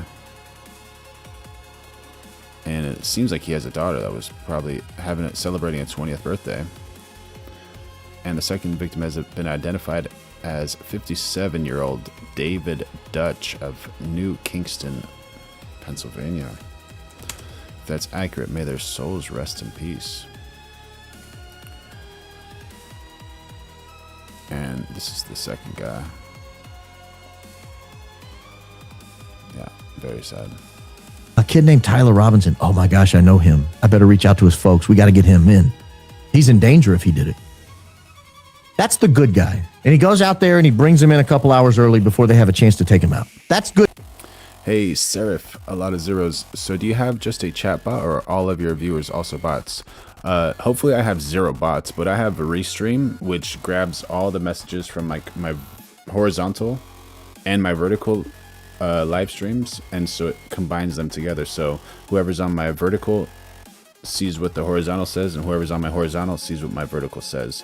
And after a Restream, it usually has like an @ sign, and that's the user's name. So if this is like, for instance, @Barry Mick Chosikaner, or for you it would be @2buck2188 or @Marcus Polo 9106. That's what's happening. So yeah, no bots. Hopefully there's absolutely 0 bots here, only people. And by the way, we're going live every day at 2026. Make sure you like, subscribe, and turn on those notifications. Good guy. That's option 1. The retired sheriff's deputy finds out through the police chatter that Tyler Robinson is a suspect. He gets in touch with the family and says, hey, your son is a suspect. Get in touch with him. Figure out where he is. We got to get in touch with him because this is not going to end well for him. That makes him a hero. And half the time, I think that. Then there's the other half of me. And the reason the other half of me is so willing to be half the time convinced this guy's a bad guy is because of what he did for a living. What this retired sheriff's deputy did for a living, if the news reports are to be believed, is trap people who were interested in kids. I don't know any other way to say it. People who had that inclination, he would trap them. He would get online. He would purport to be a young boy or girl, and he would trap people. They would show up and arrest them. It was like Chris Hansen, like what he used to do on NBC. In doing so, for the local community, you probably knew all the scumbags. You knew all the people who were being trapped. You knew the names. You knew their identities. Think about George Zinn, for example. Think about George Zinn. George Zinn shows up at the Charlie Kirk event. He's like a 70-something-year-old man. He is... yeah, that's a wild story, right? Present around a bunch of high school kids for some reason watching Charlie Kirk. Immediately when the bang happens, he stands up, starts waving his hat and saying, I did it, I did it, I did it. His pants fall down. What? He's got some kind of like gym shorts or something on. So I don't know if he had planned to have his pants fall down. And what would he say, I did it for? I don't know what that was all about. He wasn't wearing like normal underwear. He was wearing, it looked like he was wearing gym shorts. Like he was about to go play ball or something. If he was like 35, I might have thought he was going to the YMCA afterwards, shoot hoops. But he gets taken into custody, and then they find scandalous images on his phone. The only way I can say it, you guys know what I'm talking about. They find scandalous images of little people on the phone. Not little people, but people who haven't grown up yet. Well, if he's involved, and that looks involved to me, and remember, Candace reported he allegedly told someone at the hospital he'd been paid to do that. A guy who might know who he is and know he has... Lightning Fox. Didn't know the first part of your statement, but I heard about the second part of your statement, and that he's been involved in other situations that were like huge terrorist situations. So that's wild, man. That is wild. That predilection is a guy like that officer who deals in that field. Well, the question has been raised over and over again. If Tyler's a patsy, how did he end up involved in this? Well, the same way. Either Lance or Tyler may have also had this predilection, may have also gotten caught up in this at one point. And if you do get caught up in this, you've got an option. You can go to prison for that. It won't go well for you in all likelihood. There's rumors about what happens to people who do that and have that predilection and end up in prison. So you don't want to go that route, so they offer you an out. Well, we could put you in prison for that, or you could do us a favor. I need you to be here at this time, carry this, drive over there. We'll call you and let you know where to go next. Richard Dallas says the transgender agenda is a Jewish Tel Aviv, the capital of transgender insanity. My goodness, did not know that. That is so wild. I mean, you take your chances, right? If your option is to go to prison for solicitation of little people or looking at little people, if that's your option, maybe you take the drive around and be seen here and be seen there and run this errand and run that errand during the day and hope you get out of it. That would make the cop a bad guy because he's part of the plan. So I'm 50-50 on this guy. Sometimes I think, man, this guy's a hero. He's the only reason Tyler Robinson's alive. He got in touch with the family. He got the family asking where Tyler Robinson was. They figured out where Tyler Robinson was. They got in touch with him. They got him in. Barry says, Trump saves kittens from burning buildings in his spare time. Hero. And they got him in protective custody. And now he's safe and he's alive. And the case remains open for investigation. And we begin to find out they lie. And then half the time I'm like, yeah, but the guy worked in a field that creeps work in. He's around a bunch of creeps all day. And he would know who all the creeps are. He'd be the perfect person to be a patsy generator. So I go back and forth on this. But it's neither here nor there. That's all speculation, because what we know for a fact is by 6:25 p.m., Tyler Robinson is in custody in Washington County, and he's being Mirandized. I got several questions last night. What does that mean, Mirandized? It's just a verbation. It's turning the word Miranda into a verb. Miranda versus Arizona, I think was the case, or Arizona versus Miranda. It was the case that established you had a right to remain silent, you had a right to an attorney, you had a right to an appointment of attorney, you had a right to an attorney being present when you're questioned, and that you had to be alerted of all those rights when you were arrested. If you were in custody and you were interrogated, those are the two triggers. If you're in custody and you're being interrogated, you have to be told all those rights on the record. We know this most frequently because we watch, I don't know what the modern cop shows are. I'm thinking NYPD Blue, but I'm old. We watch old cop shows, Law and Order, NYPD Blue, Chicago PD, and every time they arrest somebody, The Wire, greatest show ever, third greatest show ever. Every time they arrest somebody, they come in, and as they're putting their hands behind their back, like, you got a right to remain silent. Anything you say can and will be used against you in a court of law. You have the right to an attorney.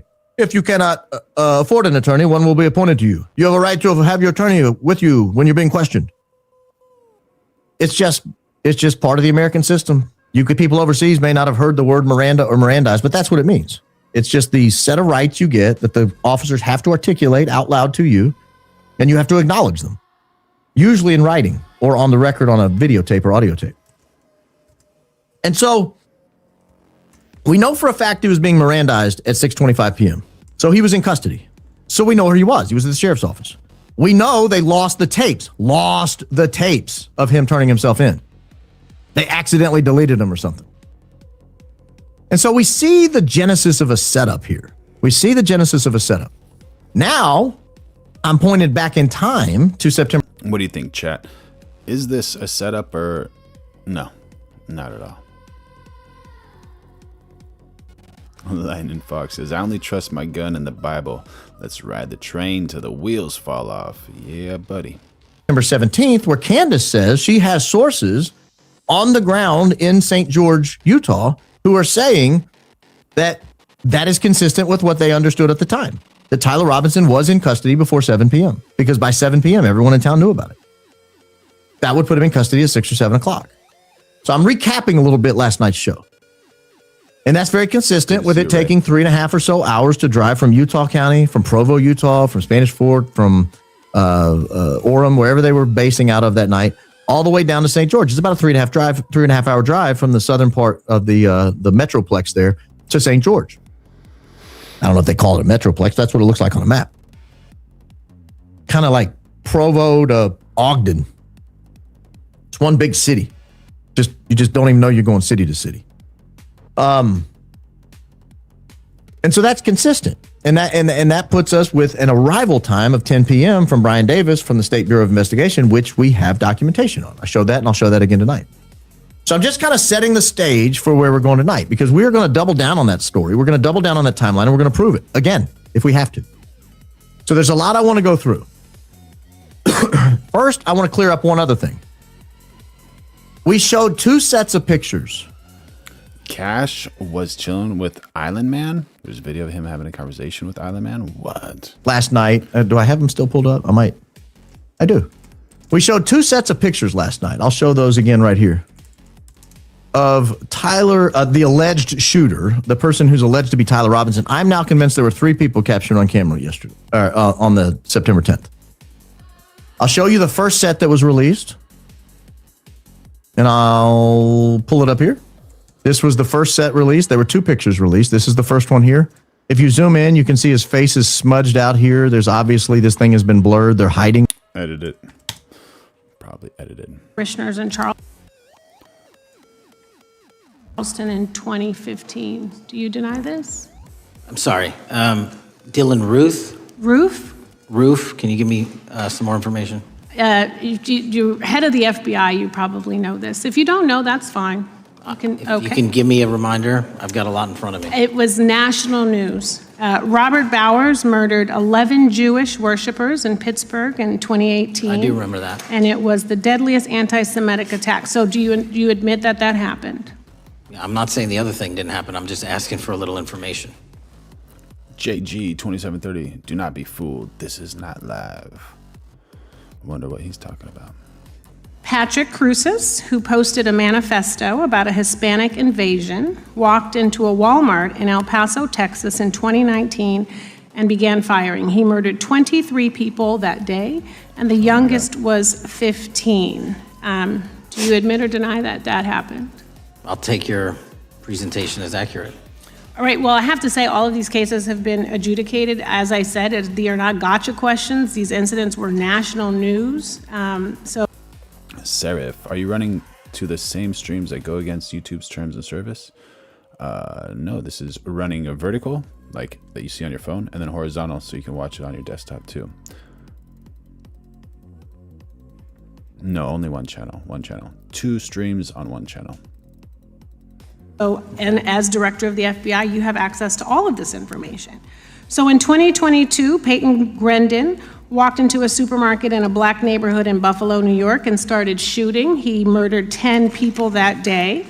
And on September 10th, your friend Charlie Kirk was assassinated. Tyler Robinson has been taken into custody and charged, but also on that day, Desmond Holley, a 16-year-old white male, shot and injured 2 students at a high school in Colorado before killing himself. And according to the Anti-Defamation League, he had a fascination with mass shootings and white supremacy. So do you admit to, deny these facts? That's a wild, wild statement. Serif, you just posted them both? No, I only have 1 YouTube channel, so send me a link to the other YouTube channel. And thank you so much. All right, thank you, Barry. Appreciate it, bro. That's wild. No one hears about this second incident. It seems like everyone is listening to, obviously, the Charlie Kirk incident, which is horrible, but didn't even hear about this second one. Those happened. Okay. Your predecessor, former FBI Director Christopher Wray, said that one of the most dangerous concerns is that racially motivated violent extremism, especially white supremacists, has been the biggest chunk of our domestic terrorism cases and is responsible for the most lethal attacks over the last decade. Do you admit or deny, A, that he said this? I'll let the record reflect that. Whatever he said was what he said. All right, and do you agree? That there is racially motivated crimes being committed in America, yes. Yes, especially white supremacists, which is the biggest chunk of our domestic terrorism. I'm glad that you said this. So last week, President Trump was asked if there were extremists on both the left and the right. He was actually asked this by Fox and Friends, and his exact words were, "I'll tell you something that's going to get me in trouble, but I couldn't care less. The radicals on the right oftentimes are radical because they don't want to see crime. The radicals on the left are the problem, and they're vicious, and they're horrible, and they're politically savvy. Do you agree with the president? Wild. Serif.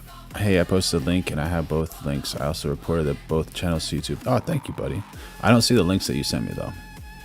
I don't speak for the president. The president speaks for himself. Do you agree with the president? I don't. On what matter? Yeah, I was kind of trying to see that as well. Is that actually accurate? In the United States, is white supremacy the bulk of terrorism in the USA? Yes, white supremacy and far-right extremism constitute the bulk of domestic terrorism in the United States. Based on multiple government reports, data analysis, fatalities and attacks linked to far-right and white supremacist extremists have consistently outnumbered those from other ideologies since 2001. Oh, okay.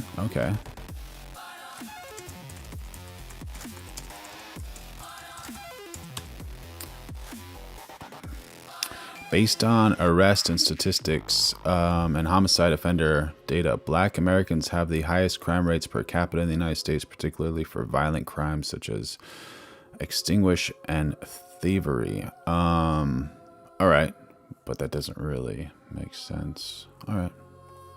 On the question that I just asked, do you agree with his statement about the radical left? That there's ideology that's driving violence on both sides? Yes, that's what he acknowledged. No, he didn't. He didn't. But I'm glad that you're saying that and actually creating some separation between you and the president. And I'm glad that you That's literally are not what happened. He said acknowledging both. that there is violent extremism on both sides. What's interesting is that the research arm of the Department of Justice, the National Institute of Justice, do you know what that is? I'm familiar with them. Okay, great. It is the research arm of the Department of Justice, and it published an article in 2024 devoted to domestic radicalization, violent extremism, and terrorism.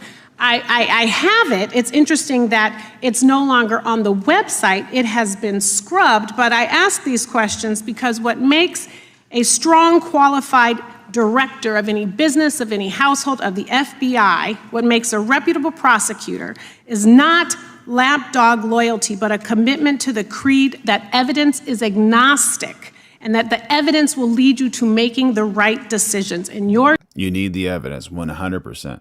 How are you going to make a decision without the evidence? And from Solf40E, 973 says, saying another person being assassinated because of his opinion is a ridiculous statement and why the left is losing support. Yeah, it's so wild to see that some people are just okay with other people being extinguished. Like, how do you live with yourself? But one of the things I've noticed is some of those people don't even like themselves. They're just living in a place that's absolutely unhealthy. So you got to make sure that you have a lot of things, good in your life. So make sure y'all like, subscribe, and turn on those notifications. We're going live every day of 2026. Your job, no one's job is to like the data or the evidence. It is to collect it. That is how you gain trust. And Mr. Chair, I would like to enter into the record, if I may. White supremacist group stands by racist ideology with unanimous consent. Without objection. Dylan Roof, the radicalization of the alt-right and ritualized racial violence. True. Objection. True, Patricia. Thank you. Patricia. Another article, how Robert Bowers went from conservative to white nationalist. I'd like to enter that into the record with me. Without objection. Patrick Cruces believed he was fulfilling Trump's wishes in El Paso attack, his attorneys said. I'd like to enter into the record. Without objection. Buffalo shooting, how far-right killers are radicalized online. I'd like to enter that into the record. Without objection. Evergreen high school shooters online activity reveals fascination with mass shootings, white supremacy. I'd like to enter that into the record. Without objection. Murder and Extremism in the United States in 2024, a report by the Anti-Defamation League. I'd like to enter that into the record. objection. And the article, the report that was scrubbed from the DOJ just recently, National Institute of Justice Journal, focusing on domestic Do you think they should be allowed to scrub data? radicalization, violent extremism, and terrorism. I'd like to enter that into the record. Without objection. And lastly, the libertarian think tank Cato and their analysis on violent extremism and the right rising in extremist acts. I'd like to enter that into the record. Without objection. Thank you, and I yield back. Gentlelady yields back. Gentlelady from Wyoming is recognized. SULF, for sure. Bro. Just very quickly, Director Patel, thank you for being here, for your service to this country. Yeah, Lightning Fox, drop in knowledge in the chat, saying, talking about the poor and needy, we have a lot of veterans in the streets. Is there a reason we have not fixed that? What about focusing on our heroes first? And for the transparency that you have brought to the FBI and for the American people. Transparency that was absolutely maybe too non-existent in the Biden administration and FBI. I believe that you might have been asked earlier about whether you had had an opportunity to visit with any of Epstein's legal counsel. Were you asked that question earlier? I think so. Okay.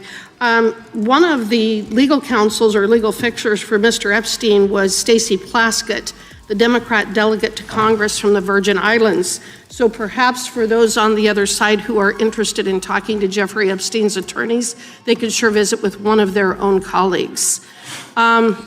I want to focus on something that I think is very important that has not been addressed enough today, and that is related to the consequences of the Biden open border.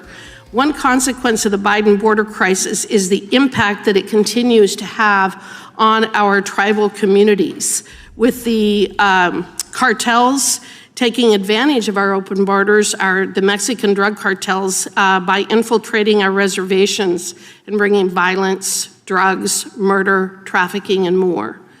Last year, when I questioned the Attorney General Garland about what the DOJ was doing to protect these communities, he simply deflected responsibility and said that Congress had not appropriated sufficient resources for them to be able to protect our tribal communities. Mr. Patel, what is the Trump FBI doing to counter the drug cartel infiltration and other violent crime targeting our Native American communities? Thank you. It only took more than half of this proceeding to talk about one of the priorities that the FBI has, which is crimes on tribal lands. Every single crime that we have been talking about, whether it's child predators, human trafficking, narco traffickers, murder, they all happen on tribal lands as well. And I've said since the beginning, it is a priority, which is why we launched Operation Not Forgotten on tribal lands. And I'm the first FBI director to meet with the staff and tribal leaders here in Washington, D.C. and elsewhere, and invited them into my office and headquarters to see them, because I need engagement with tribal leadership, and I need our police and FBI agents to be engaging with tribal leadership. Otherwise, we're not going to break through. We have 1,900 Indian country cases open right now. We've got 600 indictments this year alone. We cannot forget tribal lands. Every single one of those people lives in the United States of America, and it is an absolute priority to protect them and their children just as it is anyone else. So I think it's fair to say that what Mary Garland testified to, that the FBI and DOJ did not have the resources to address that. I think that that was an absolutely false statement. Would you agree with me? It's a decision by him not to do so. That's not my decision. At the end of August, the U.S. Attorney and FBI announced that nearly 100 personnel representing members of the Safe Trails Task Force operated near Wyoming's Wind River Reservation to assist with reducing drug trafficking and illegal guns. Director Patel, you have routinely stated that it is your mission to partner with and strengthen local and state law enforcement partners. How does the task force and other FBI efforts bring tribal law enforcement into this process? The major problem with tribal lands is the sheer tyranny of geography and the amount of coverage that they have on land versus the personnel they have to do it. So what we've done is constantly surge resources to tribal lands across this country on a 30, 60, 90-day rotating basis, reporting back to us saying who needs more. And what we found is that most of these lands can be assisted by our counter-UAS program, our drone capabilities, and we're going to do it because what's happening is the Mexican drug cartels are literally flying overhead, dropping their cargo, their narcotics onto this land where no one's looking, and then it's being disseminated to children, to youth, to adults on that land, and killing them. And we got to stop it before it gets dropped off. Well, and your testimony proves that the Biden administration did not lack the resources to address drug and violent crime in tribal communities or around the United States. It instead expended and wasted these resources investigating parents, Catholics, we now find out Turning Point USA, the RNC, and Republican organizations, rather than protecting our Native Americans by closing the border. Is that fair? I think so. Wonderful, thank you. And I do appreciate the work that you've done in this regard. I was previously the chairman of the subcommittee on Indian and Insular Affairs with the Natural Resources Committee, and safety and security on our reservations and for our tribal members has been one of our priorities, one of my priorities, and I very much appreciate the work that the FBI has done. Let me know if there's anything else I can do to help you, and with that, I yield back. I will, ma'am. Gentlelady yields back. The gentlelady from Georgia is recognized. Thank you, Chairman, and thank you for coming in. Well, she was very kind to Kash Patel towards the end, so that's nice. Today, Mr. Patel. In the past few months, the country has experienced a string of horrific, high-profile attacks that have been motivated by racial hatred or political ideology. A shooter attacked the CDC headquarters, firing hundreds of rounds and killing a police officer. An arsonist set fire to the Pennsylvania governor, Josh Shapiro's residence, with the governor and his family actually inside. Minnesota House Speaker Melissa Hortman and her husband were assassinated earlier this year. Clark and Charlie Kirk was murdered last week. Bomb threats have been made against HBCUs and the DNC, and just the list goes on and on. I only have just a few minutes today, so I don't want to take a lot of time to go into all the countless and devastating violent crimes and incidents that have happened at our schools or on our streets and in our communities that have just been happening all year long. Mr. Patel, just yes or no, is this type of political violence ever acceptable in your eyes? No.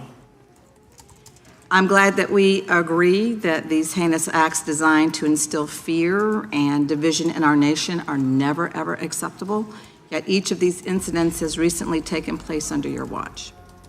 The FBI's website states that protecting the United States from terrorist acts is the FBI's #1 priority, including from domestic terrorists. Is this still your #1 priority? Domestic terrorism? Preventing domestic terrorism.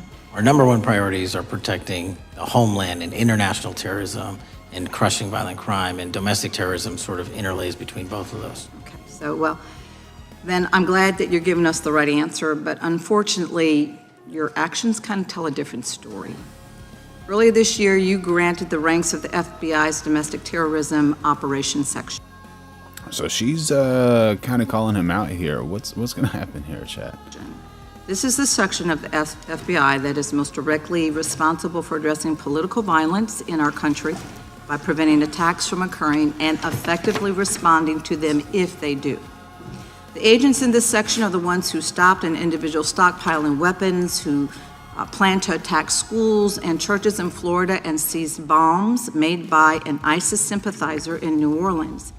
And instead of ensuring that this section has all the resources that it needs at a time when its mission is critical, you fired its decorated veteran FBI agents who have served their country proudly under Republican and both Democratic presidents, and you scrapped the tools that they developed to fight domestic terrorism, including the National Domestic Terrorism Incident Database. I mean, most of that is just not true. We have 1,700 current DT managed programs. We're up 300% in the amount of cases we brought against nihilistic, violent extremists, including 764, wishing to harm our children. The FBI and the men and women are getting after that problem set more than ever because I've unleashed them to do so. And any insinuation that these tragic occurrences across the country are somehow singularly my fault or disgusting because that watershed goes down to the men and women at the FBI, and they are not responsible for it. I'm happy to work with you to get them what they need. Gentlelady controls the time. Unanimous consent request. She'll state a request. Thank you very much. Into the record, an article from Reuters titled FBI Scales Back Staffing, Tracking of Domestic Terrorism, Probes Sources Say. Thank you very much. Without objection. I appreciate that. So, Mr. Patel, and it isn't just the domestic terrorism operations section. Under your watch, agents are fully diverting their attention to these anti-immigrant and city takeover operations, leaving our children vulnerable to dangerous networks of online predators, both domestic and international. You pulled more than 120 FBI agents from their... Absolutely. Lightning Fox says, all I know, real people in real life in America will help each other when hits the fan. I believe in U.S. and us. F the government.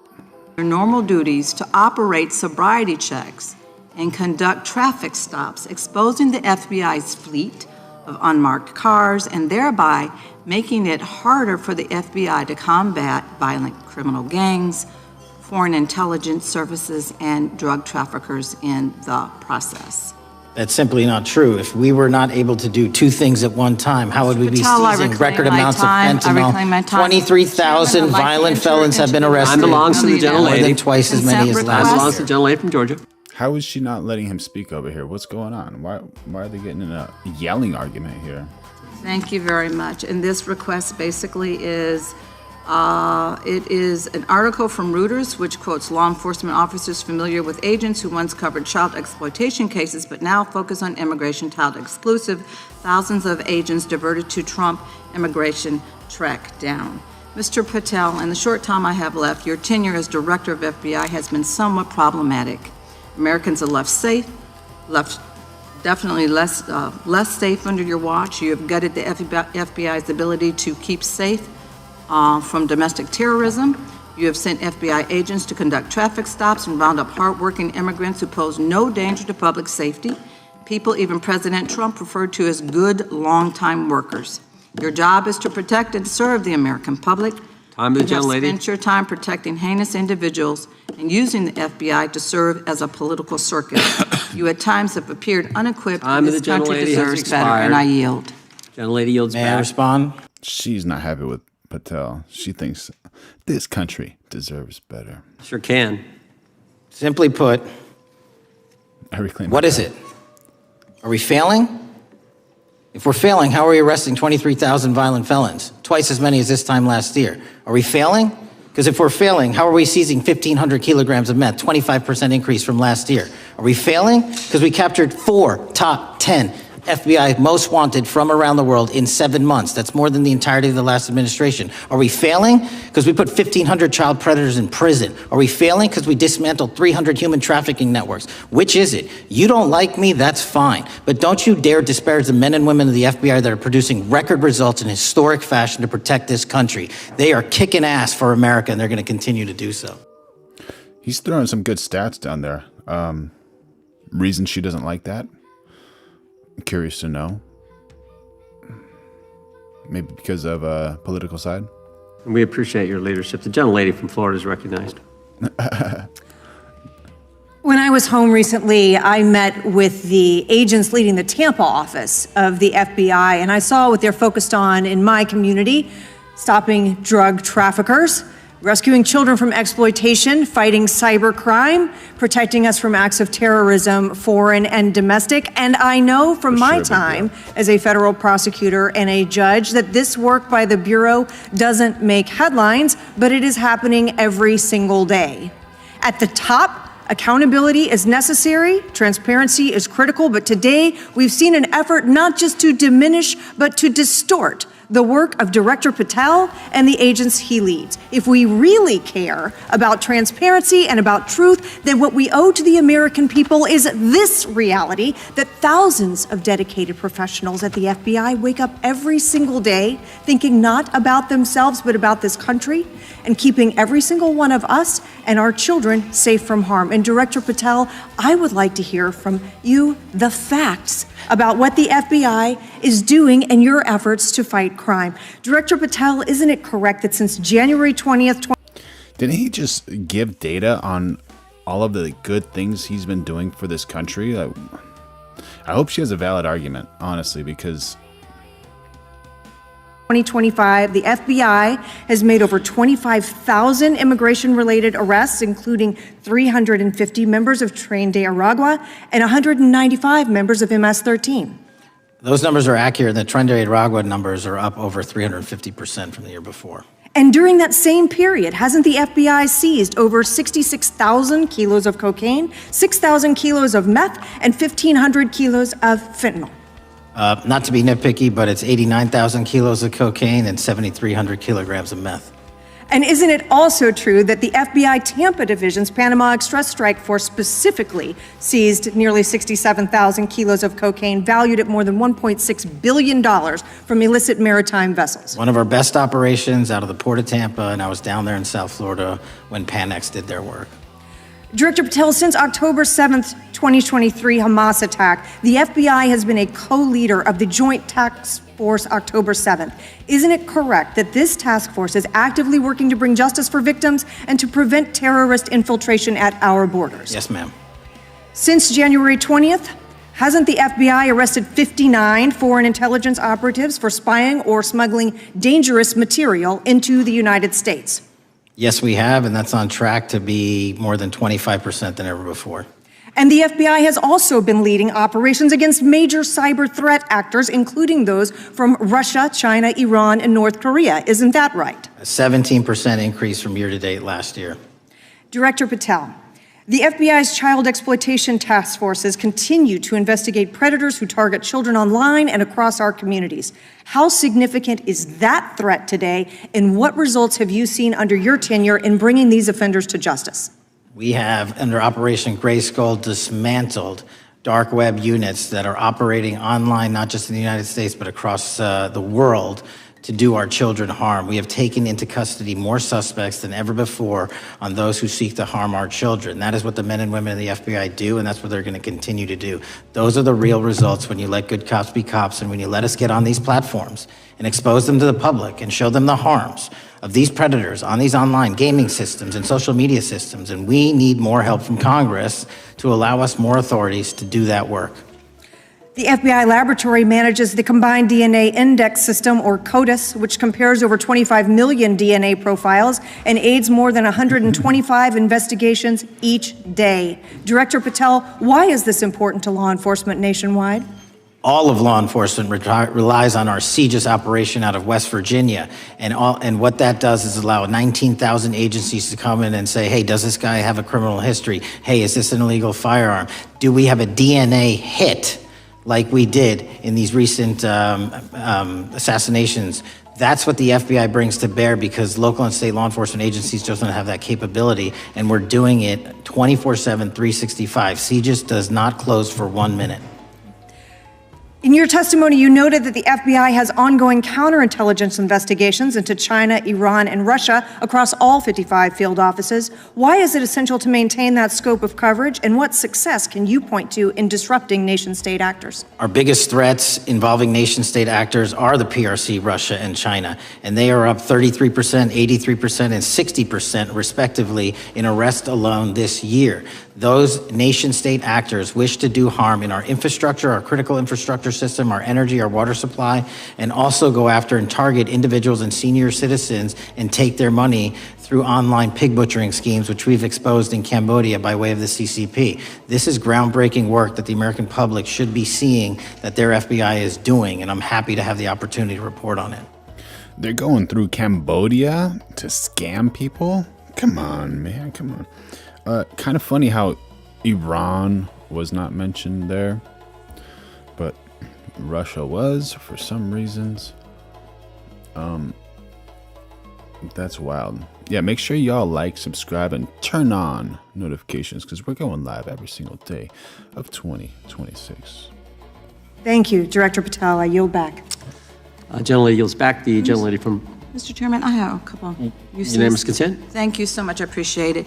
In response to Mr. Mattel's making $2 100%, buddy. $2 says, stop crying over spilt milk. Need to look forward. That's right. You know, you just got to look forward and make the best with what you got in life. You can't just dwell on things that are trying to hold you back or turn you into a bad person. Just try to find that optimism in life and how to become a better person. the remarks that that maybe our colleagues are disparaging the men and women of the FBI. I'd like to enter the record 3 unanimous consent requests. One is entitled FBI is using polygraphs to test officials' loyalty. The second is Kash Patel knowingly broke law when firing top officials, lawsuit alleges, published by NBC. And the third is FBI forces out more leaders, including ex-director who fought Trump, demand for January 6th agents' names. Without objection. Thank you. Gentlelady from Vermont's recognized. Thank you, Mr. Chair. Director Patel, thank you for being with us today. Appreciate your time. Let me say at the top, political violence should have no place in this country, and I strongly, unequivocally condemn the killing of Charlie Kirk last week. And this is exactly the kind of case that warrants a swift and thorough investigation by the FBI. What shouldn't be happening, however, is this administration's seeming attempt to exploit Mr. Kirk's death within minutes of this horrible, horrible assassination, dividing us even further without knowing enough about the killer's complicated, confused political ideology and the extent of his motivation. And this week, Okay, I guess one of the moderators wanted Serif to be on a put on a timeout, so y'all in the chat, try to be respectful if you can. President Vance claimed that this is, quote, an extremely destructive movement of left-wing extremism and said that, quote, it's part of the reason why Charlie was killed. He pledged to go after organizations on the left. But Director Patel, it was just 3 months ago that Melissa Hortman, the Minnesota House Speaker, and her husband Mark were shot to death in their home in the middle of the night by a self-identified right-wing extremist and Trump supporter. When that assassination happened, the FBI released a written statement denouncing the killings and pledging to hold the killer accountable. And I thank the Bureau for that. It was clear, concise, to the point.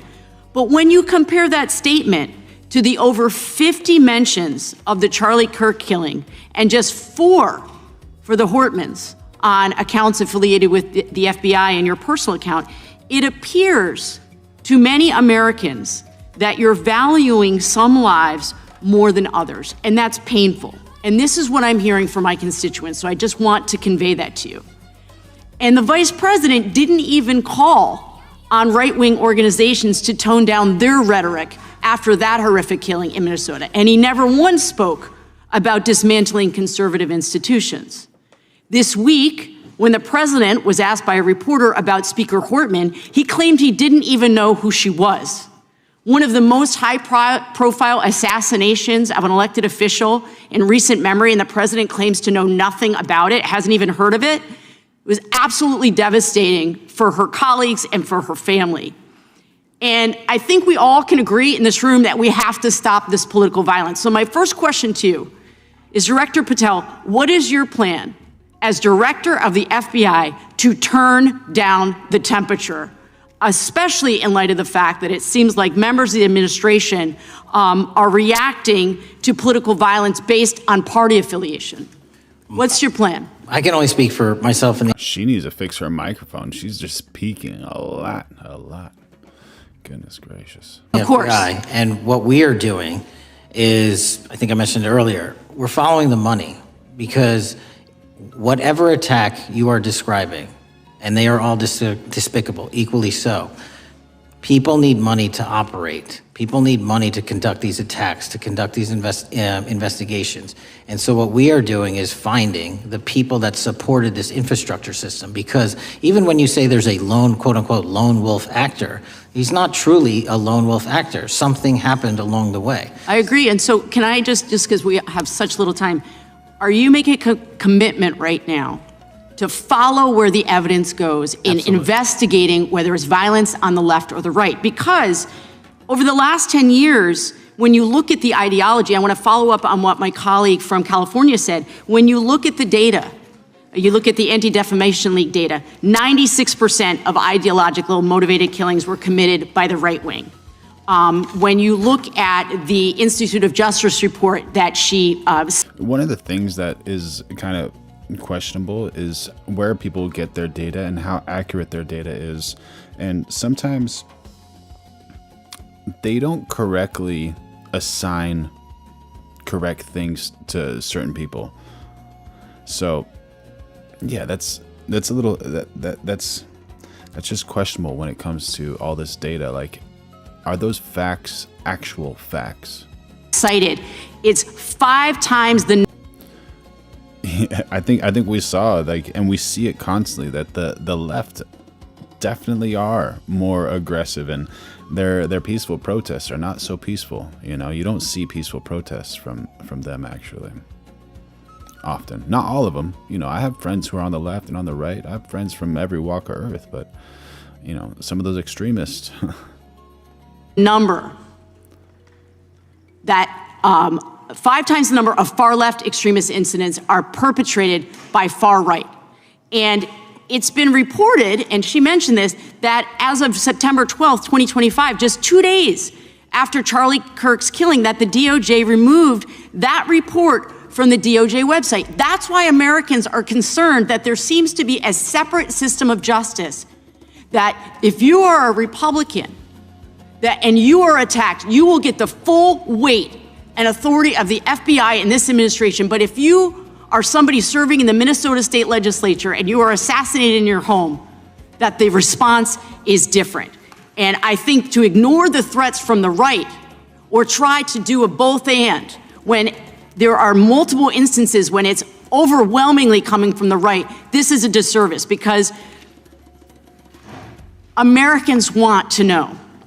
Didn't Donald J. Trump say he wanted January 6th to be like a peaceful protest? That whoever they are. Teddy Tears asks, why is education illegal in the USA? Great question, honestly. Great question. Whatever their political affiliation, that the response is going to be the same. And it is going to be done with the same diligence. And I'm wondering if you will commit to me right now that you will be a voice right now standing up to those voices in the administration that are adding to the violent rhetoric right now. That's what I'm asking you. Will you commit to this? Time the gentleman has expired. The gentleman can respond. My voice will be through the investigations that the FBI conducts, and we will conduct them all lawfully and equally. Can we expect in the future that your tweets in related to one killing will be the same level of concern? Was she from the left? Oh man. Jacqua Dugan says, every protest on the left brings a violence and destruction on our streets, costing us millions and people's livelihoods. Absolutely, absolutely. Which is unfortunate. I hope it would be nice if you were wrong, but unfortunately you are not in this case. The gentleman from Texas is recognized. Thank you, sir. Yeah, Director did she Patel, say what she just said? thank you for being here today, and most importantly, thank you for restoring trust and faith in the FBI, which has been severely eroded under the Biden administration. Thank you for your service and your continued service in this capacity. Yep, Tarsus, yep. On April 7th, 2025, Charlie posted on X, assassination culture is spreading from the left. 48% of liberals say it would be at least somewhat justified to murder Elon Musk. 55% say the same about Donald Trump. In California, activists are naming ballot measures after Luigi Mangione. The left is being whipped into a violent frenzy and... Someone's got to fix this dude's microphone, dude. caydırıcı olmasını nasıl How do değerlendiriyorsunuz? you evaluate its deterrence power vis-a-vis USA and Israel? And can we learn your expectations about your relations with the Russian Federation?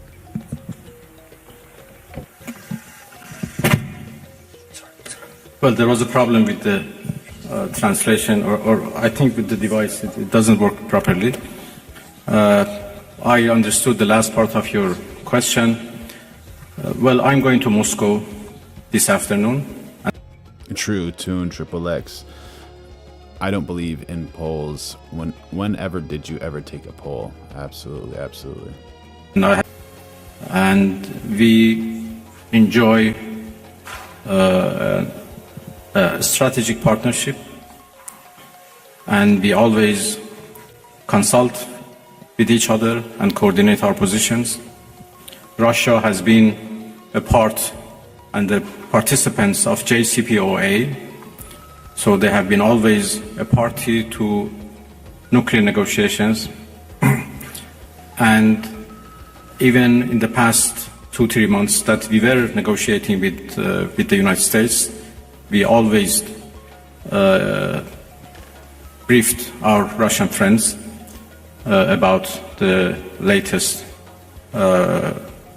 about any progress or lack of progress in our talks. Well, I will have serious consultations you can see with the Russian president tomorrow, and we continue to work with each other. Russia is also a permanent member of the Security Council, and we know that they were trying, together with China, to introduce a resolution to the Security Council for the cessation of hostilities. Obviously, now the situation has been changed, and I will have discussion with them that how it should be proceed. The final question from IRIB, if we can hand over the microphone to the gentleman right there. Thank you.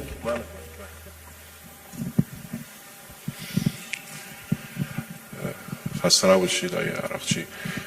از خدمتتون که دیروز آقای اردوغان صحبت‌هایی داشتن در مورد میانجیگری، فکر می‌کنید نقش ترکیه در این رابطه به چه ترتیب خواهد بود؟ میتونه ترکیه Thank you. Yesterday, President Erdogan mentioned a mediation instrument. Can Turkey handle such a من دیروز ملاقات diplomacy بسیار or خوبی رو با mediation جناب آقای activity? اردوغان رئیس جمهور محترم ترکیه داشتم.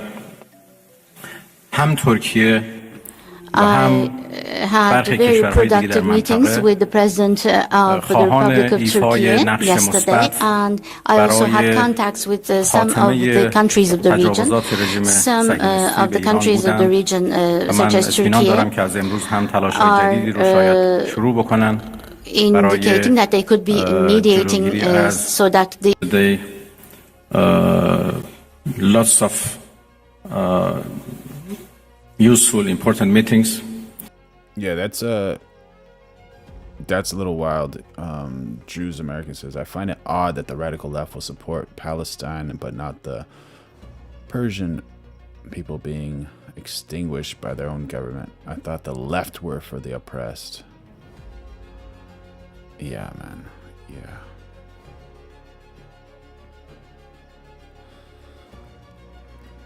I guess sometimes they decide they want to pick and choose, you know.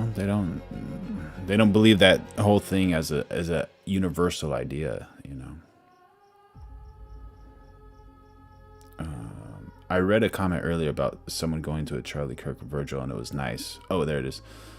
Solf says, I was in Winnipeg when we had is it a Virgil or vigil for Charlie Kirk. It was a great outcome. So many loved him. Yeah, I can imagine. Just so much love over there. For sure, man. Fully responsible for the dangerous consequences and far-reaching implications of its act of aggression.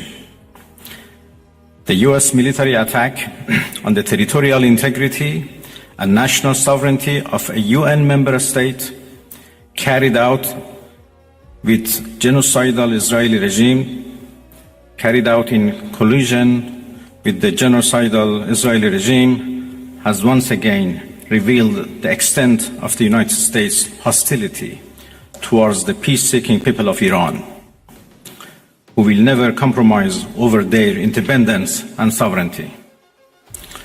The Islamic Republic of Iran continues to defend Iran's territory, sovereignty, security, and people by all means necessary against not just US military aggression, but also the reckless and unlawful actions of the Israeli regime.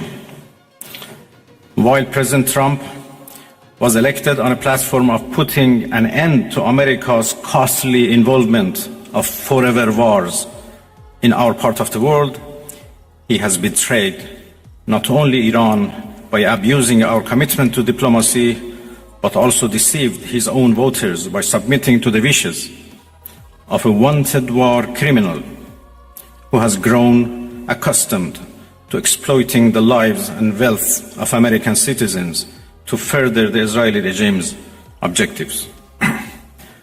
The US act of aggression against Iran's peaceful nuclear facilities constitutes not only a flagrant breach of the UN Charter, especially the prohibition of the use of force under Article 2, Paragraph 4, and the obligation to respect the state's territorial integrity and sovereignty, but also a violation of UN Security Council Resolution 2231. It cannot be emphasized enough how much of a devastating blow that the US, a permanent member of the Security Council, has dealt to the global non-proliferation regime. The Islamic Republic of Iran reminds the United Nations, the Security Council, the UN Secretary General, the International Atomic Energy Agency, and other relevant international bodies of their duty and responsibility. Rivet Bear has joined the chat. Every life is important. Persian, Palestinian, Iranian, and American. Get over yourselves. Focus on people. That's absolutely accurate. You got to focus on the people. You got to share the love. Follow your dreams. Do something good with your life. To take urgent and decisive action in response to this breach of international law. Silence in the face of such blatant aggression will plunge the world into an unprecedented level of danger and chaos. Humanity has come too far as a species to allow a lawless bully to take us back to the... Yeah, Anthony Landecho. Help the poor. Absolutely. Help the poor get back on their feet. Find something where they can, make something of their lives. They can be a productive and active citizen in the world. Who, through evident bias in favor of warmongering parties, paved the way for the current violence and bloodshed, is now clearer than ever. We call on the IAEA Board of Governors to immediately convene and carry out its legal responsibility in response to the dangerous US attack on Iran's peaceful nuclear facilities, all of which have been under the agency's full safeguards and monitoring. The world must not forget that it was the United States which, in the midst of a process to forge a diplomatic outcome, betrayed diplomacy by supporting the genocidal Israeli regime's launch of an illegal war of aggression. My goodness. Anthony has joined the chat. Women will help. Absolutely, women will help. Make sure y'all like, subscribe, and turn on those notifications. We're going live every single day of 2026. On the Iranian nation. Not content with such malign actions, the United States itself has now also opted for a dangerous military operation and aggression against the people of Iran. In doing so, the US administration holds sole and full responsibility for the consequences of its actions, including the Islamic Republic of Iran's right to self-defense under the principles of the United Charter. In accordance with the UN Charter and its provisions allowing a legitimate response in self-defense, Iran reserves all options to defend its security interests and people. Thank you very much.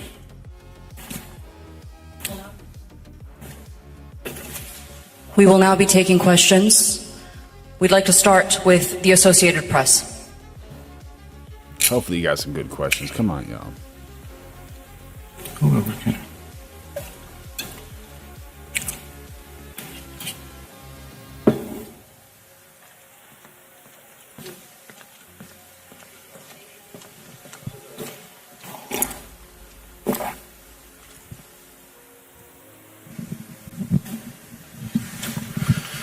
Sayın Bakan, müzakere kapıları hala açık mı Distinguished Minister, görüyorsunuz? are the doors for negotiation still open? Tamam. Şimdi ses geliyor mu? Can you hear me now? Sayın Bakan, Distinguished Minister, the müzakere question is hala as kapı açık mı follows. görüyorsunuz? Is the door for negotiation still open? Hadi değil mi? No translation.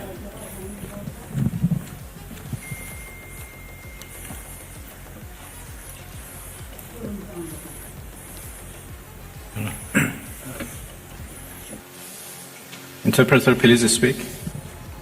Can you hear me, sir? Can you hear me, sir?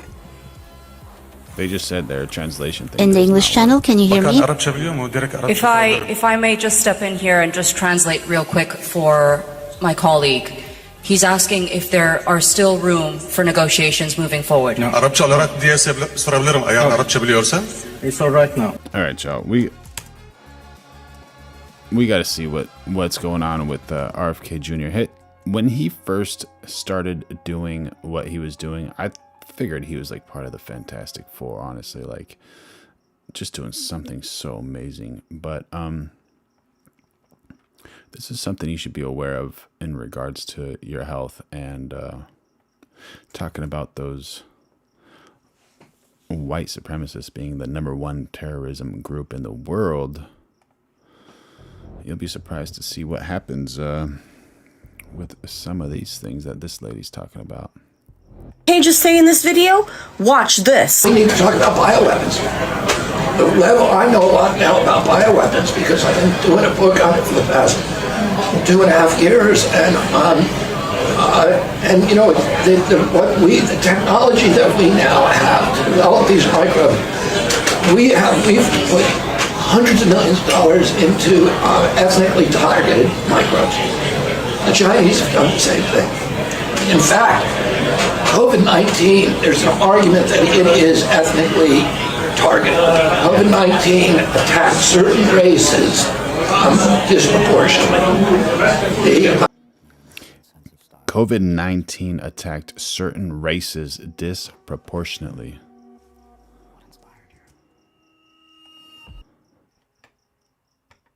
Do you understand that?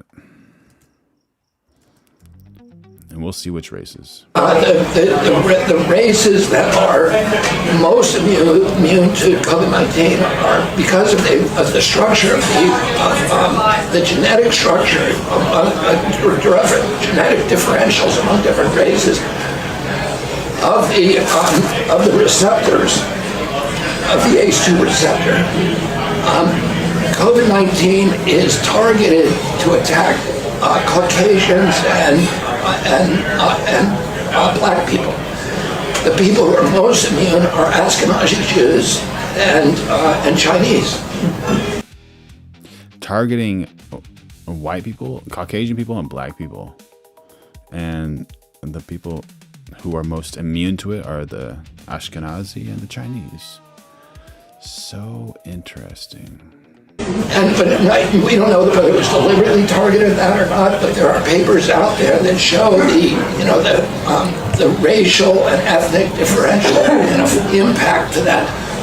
We do know that the Chinese are spending hundreds of millions of dollars developing ethnic bioweapons. Yeah, so these weapons that you're thinking about, They've all changed. They've changed so much. We are developing ethnic bioweapons. That's what all of those labs in the Ukraine are about. They're collecting Russian DNA. They're collecting Chinese DNA. So we can target people by race. Holy fuck, chat. What did RFK just say in this video? Watch this. That woman has some energy. Goodness gracious. Oh, man. What do you think, chat? What do you think?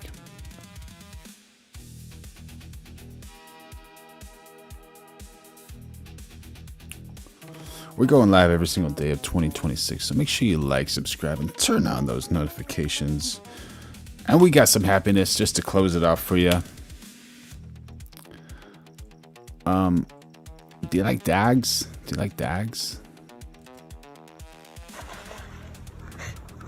Raptor's never been in the water before.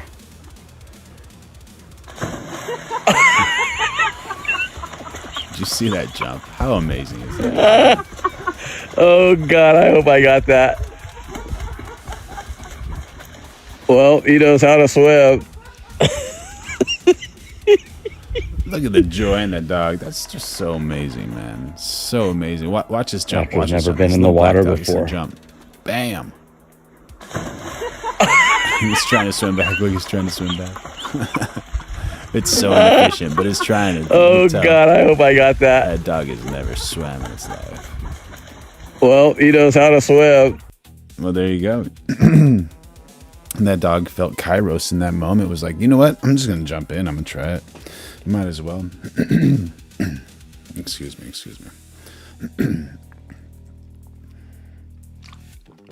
So, yeah.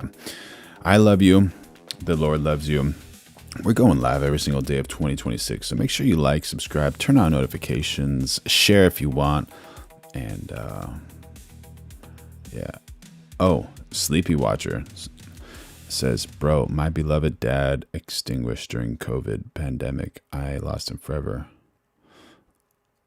My beloved dad. I'm Chinese, by the way. Man, that's horrible, dude.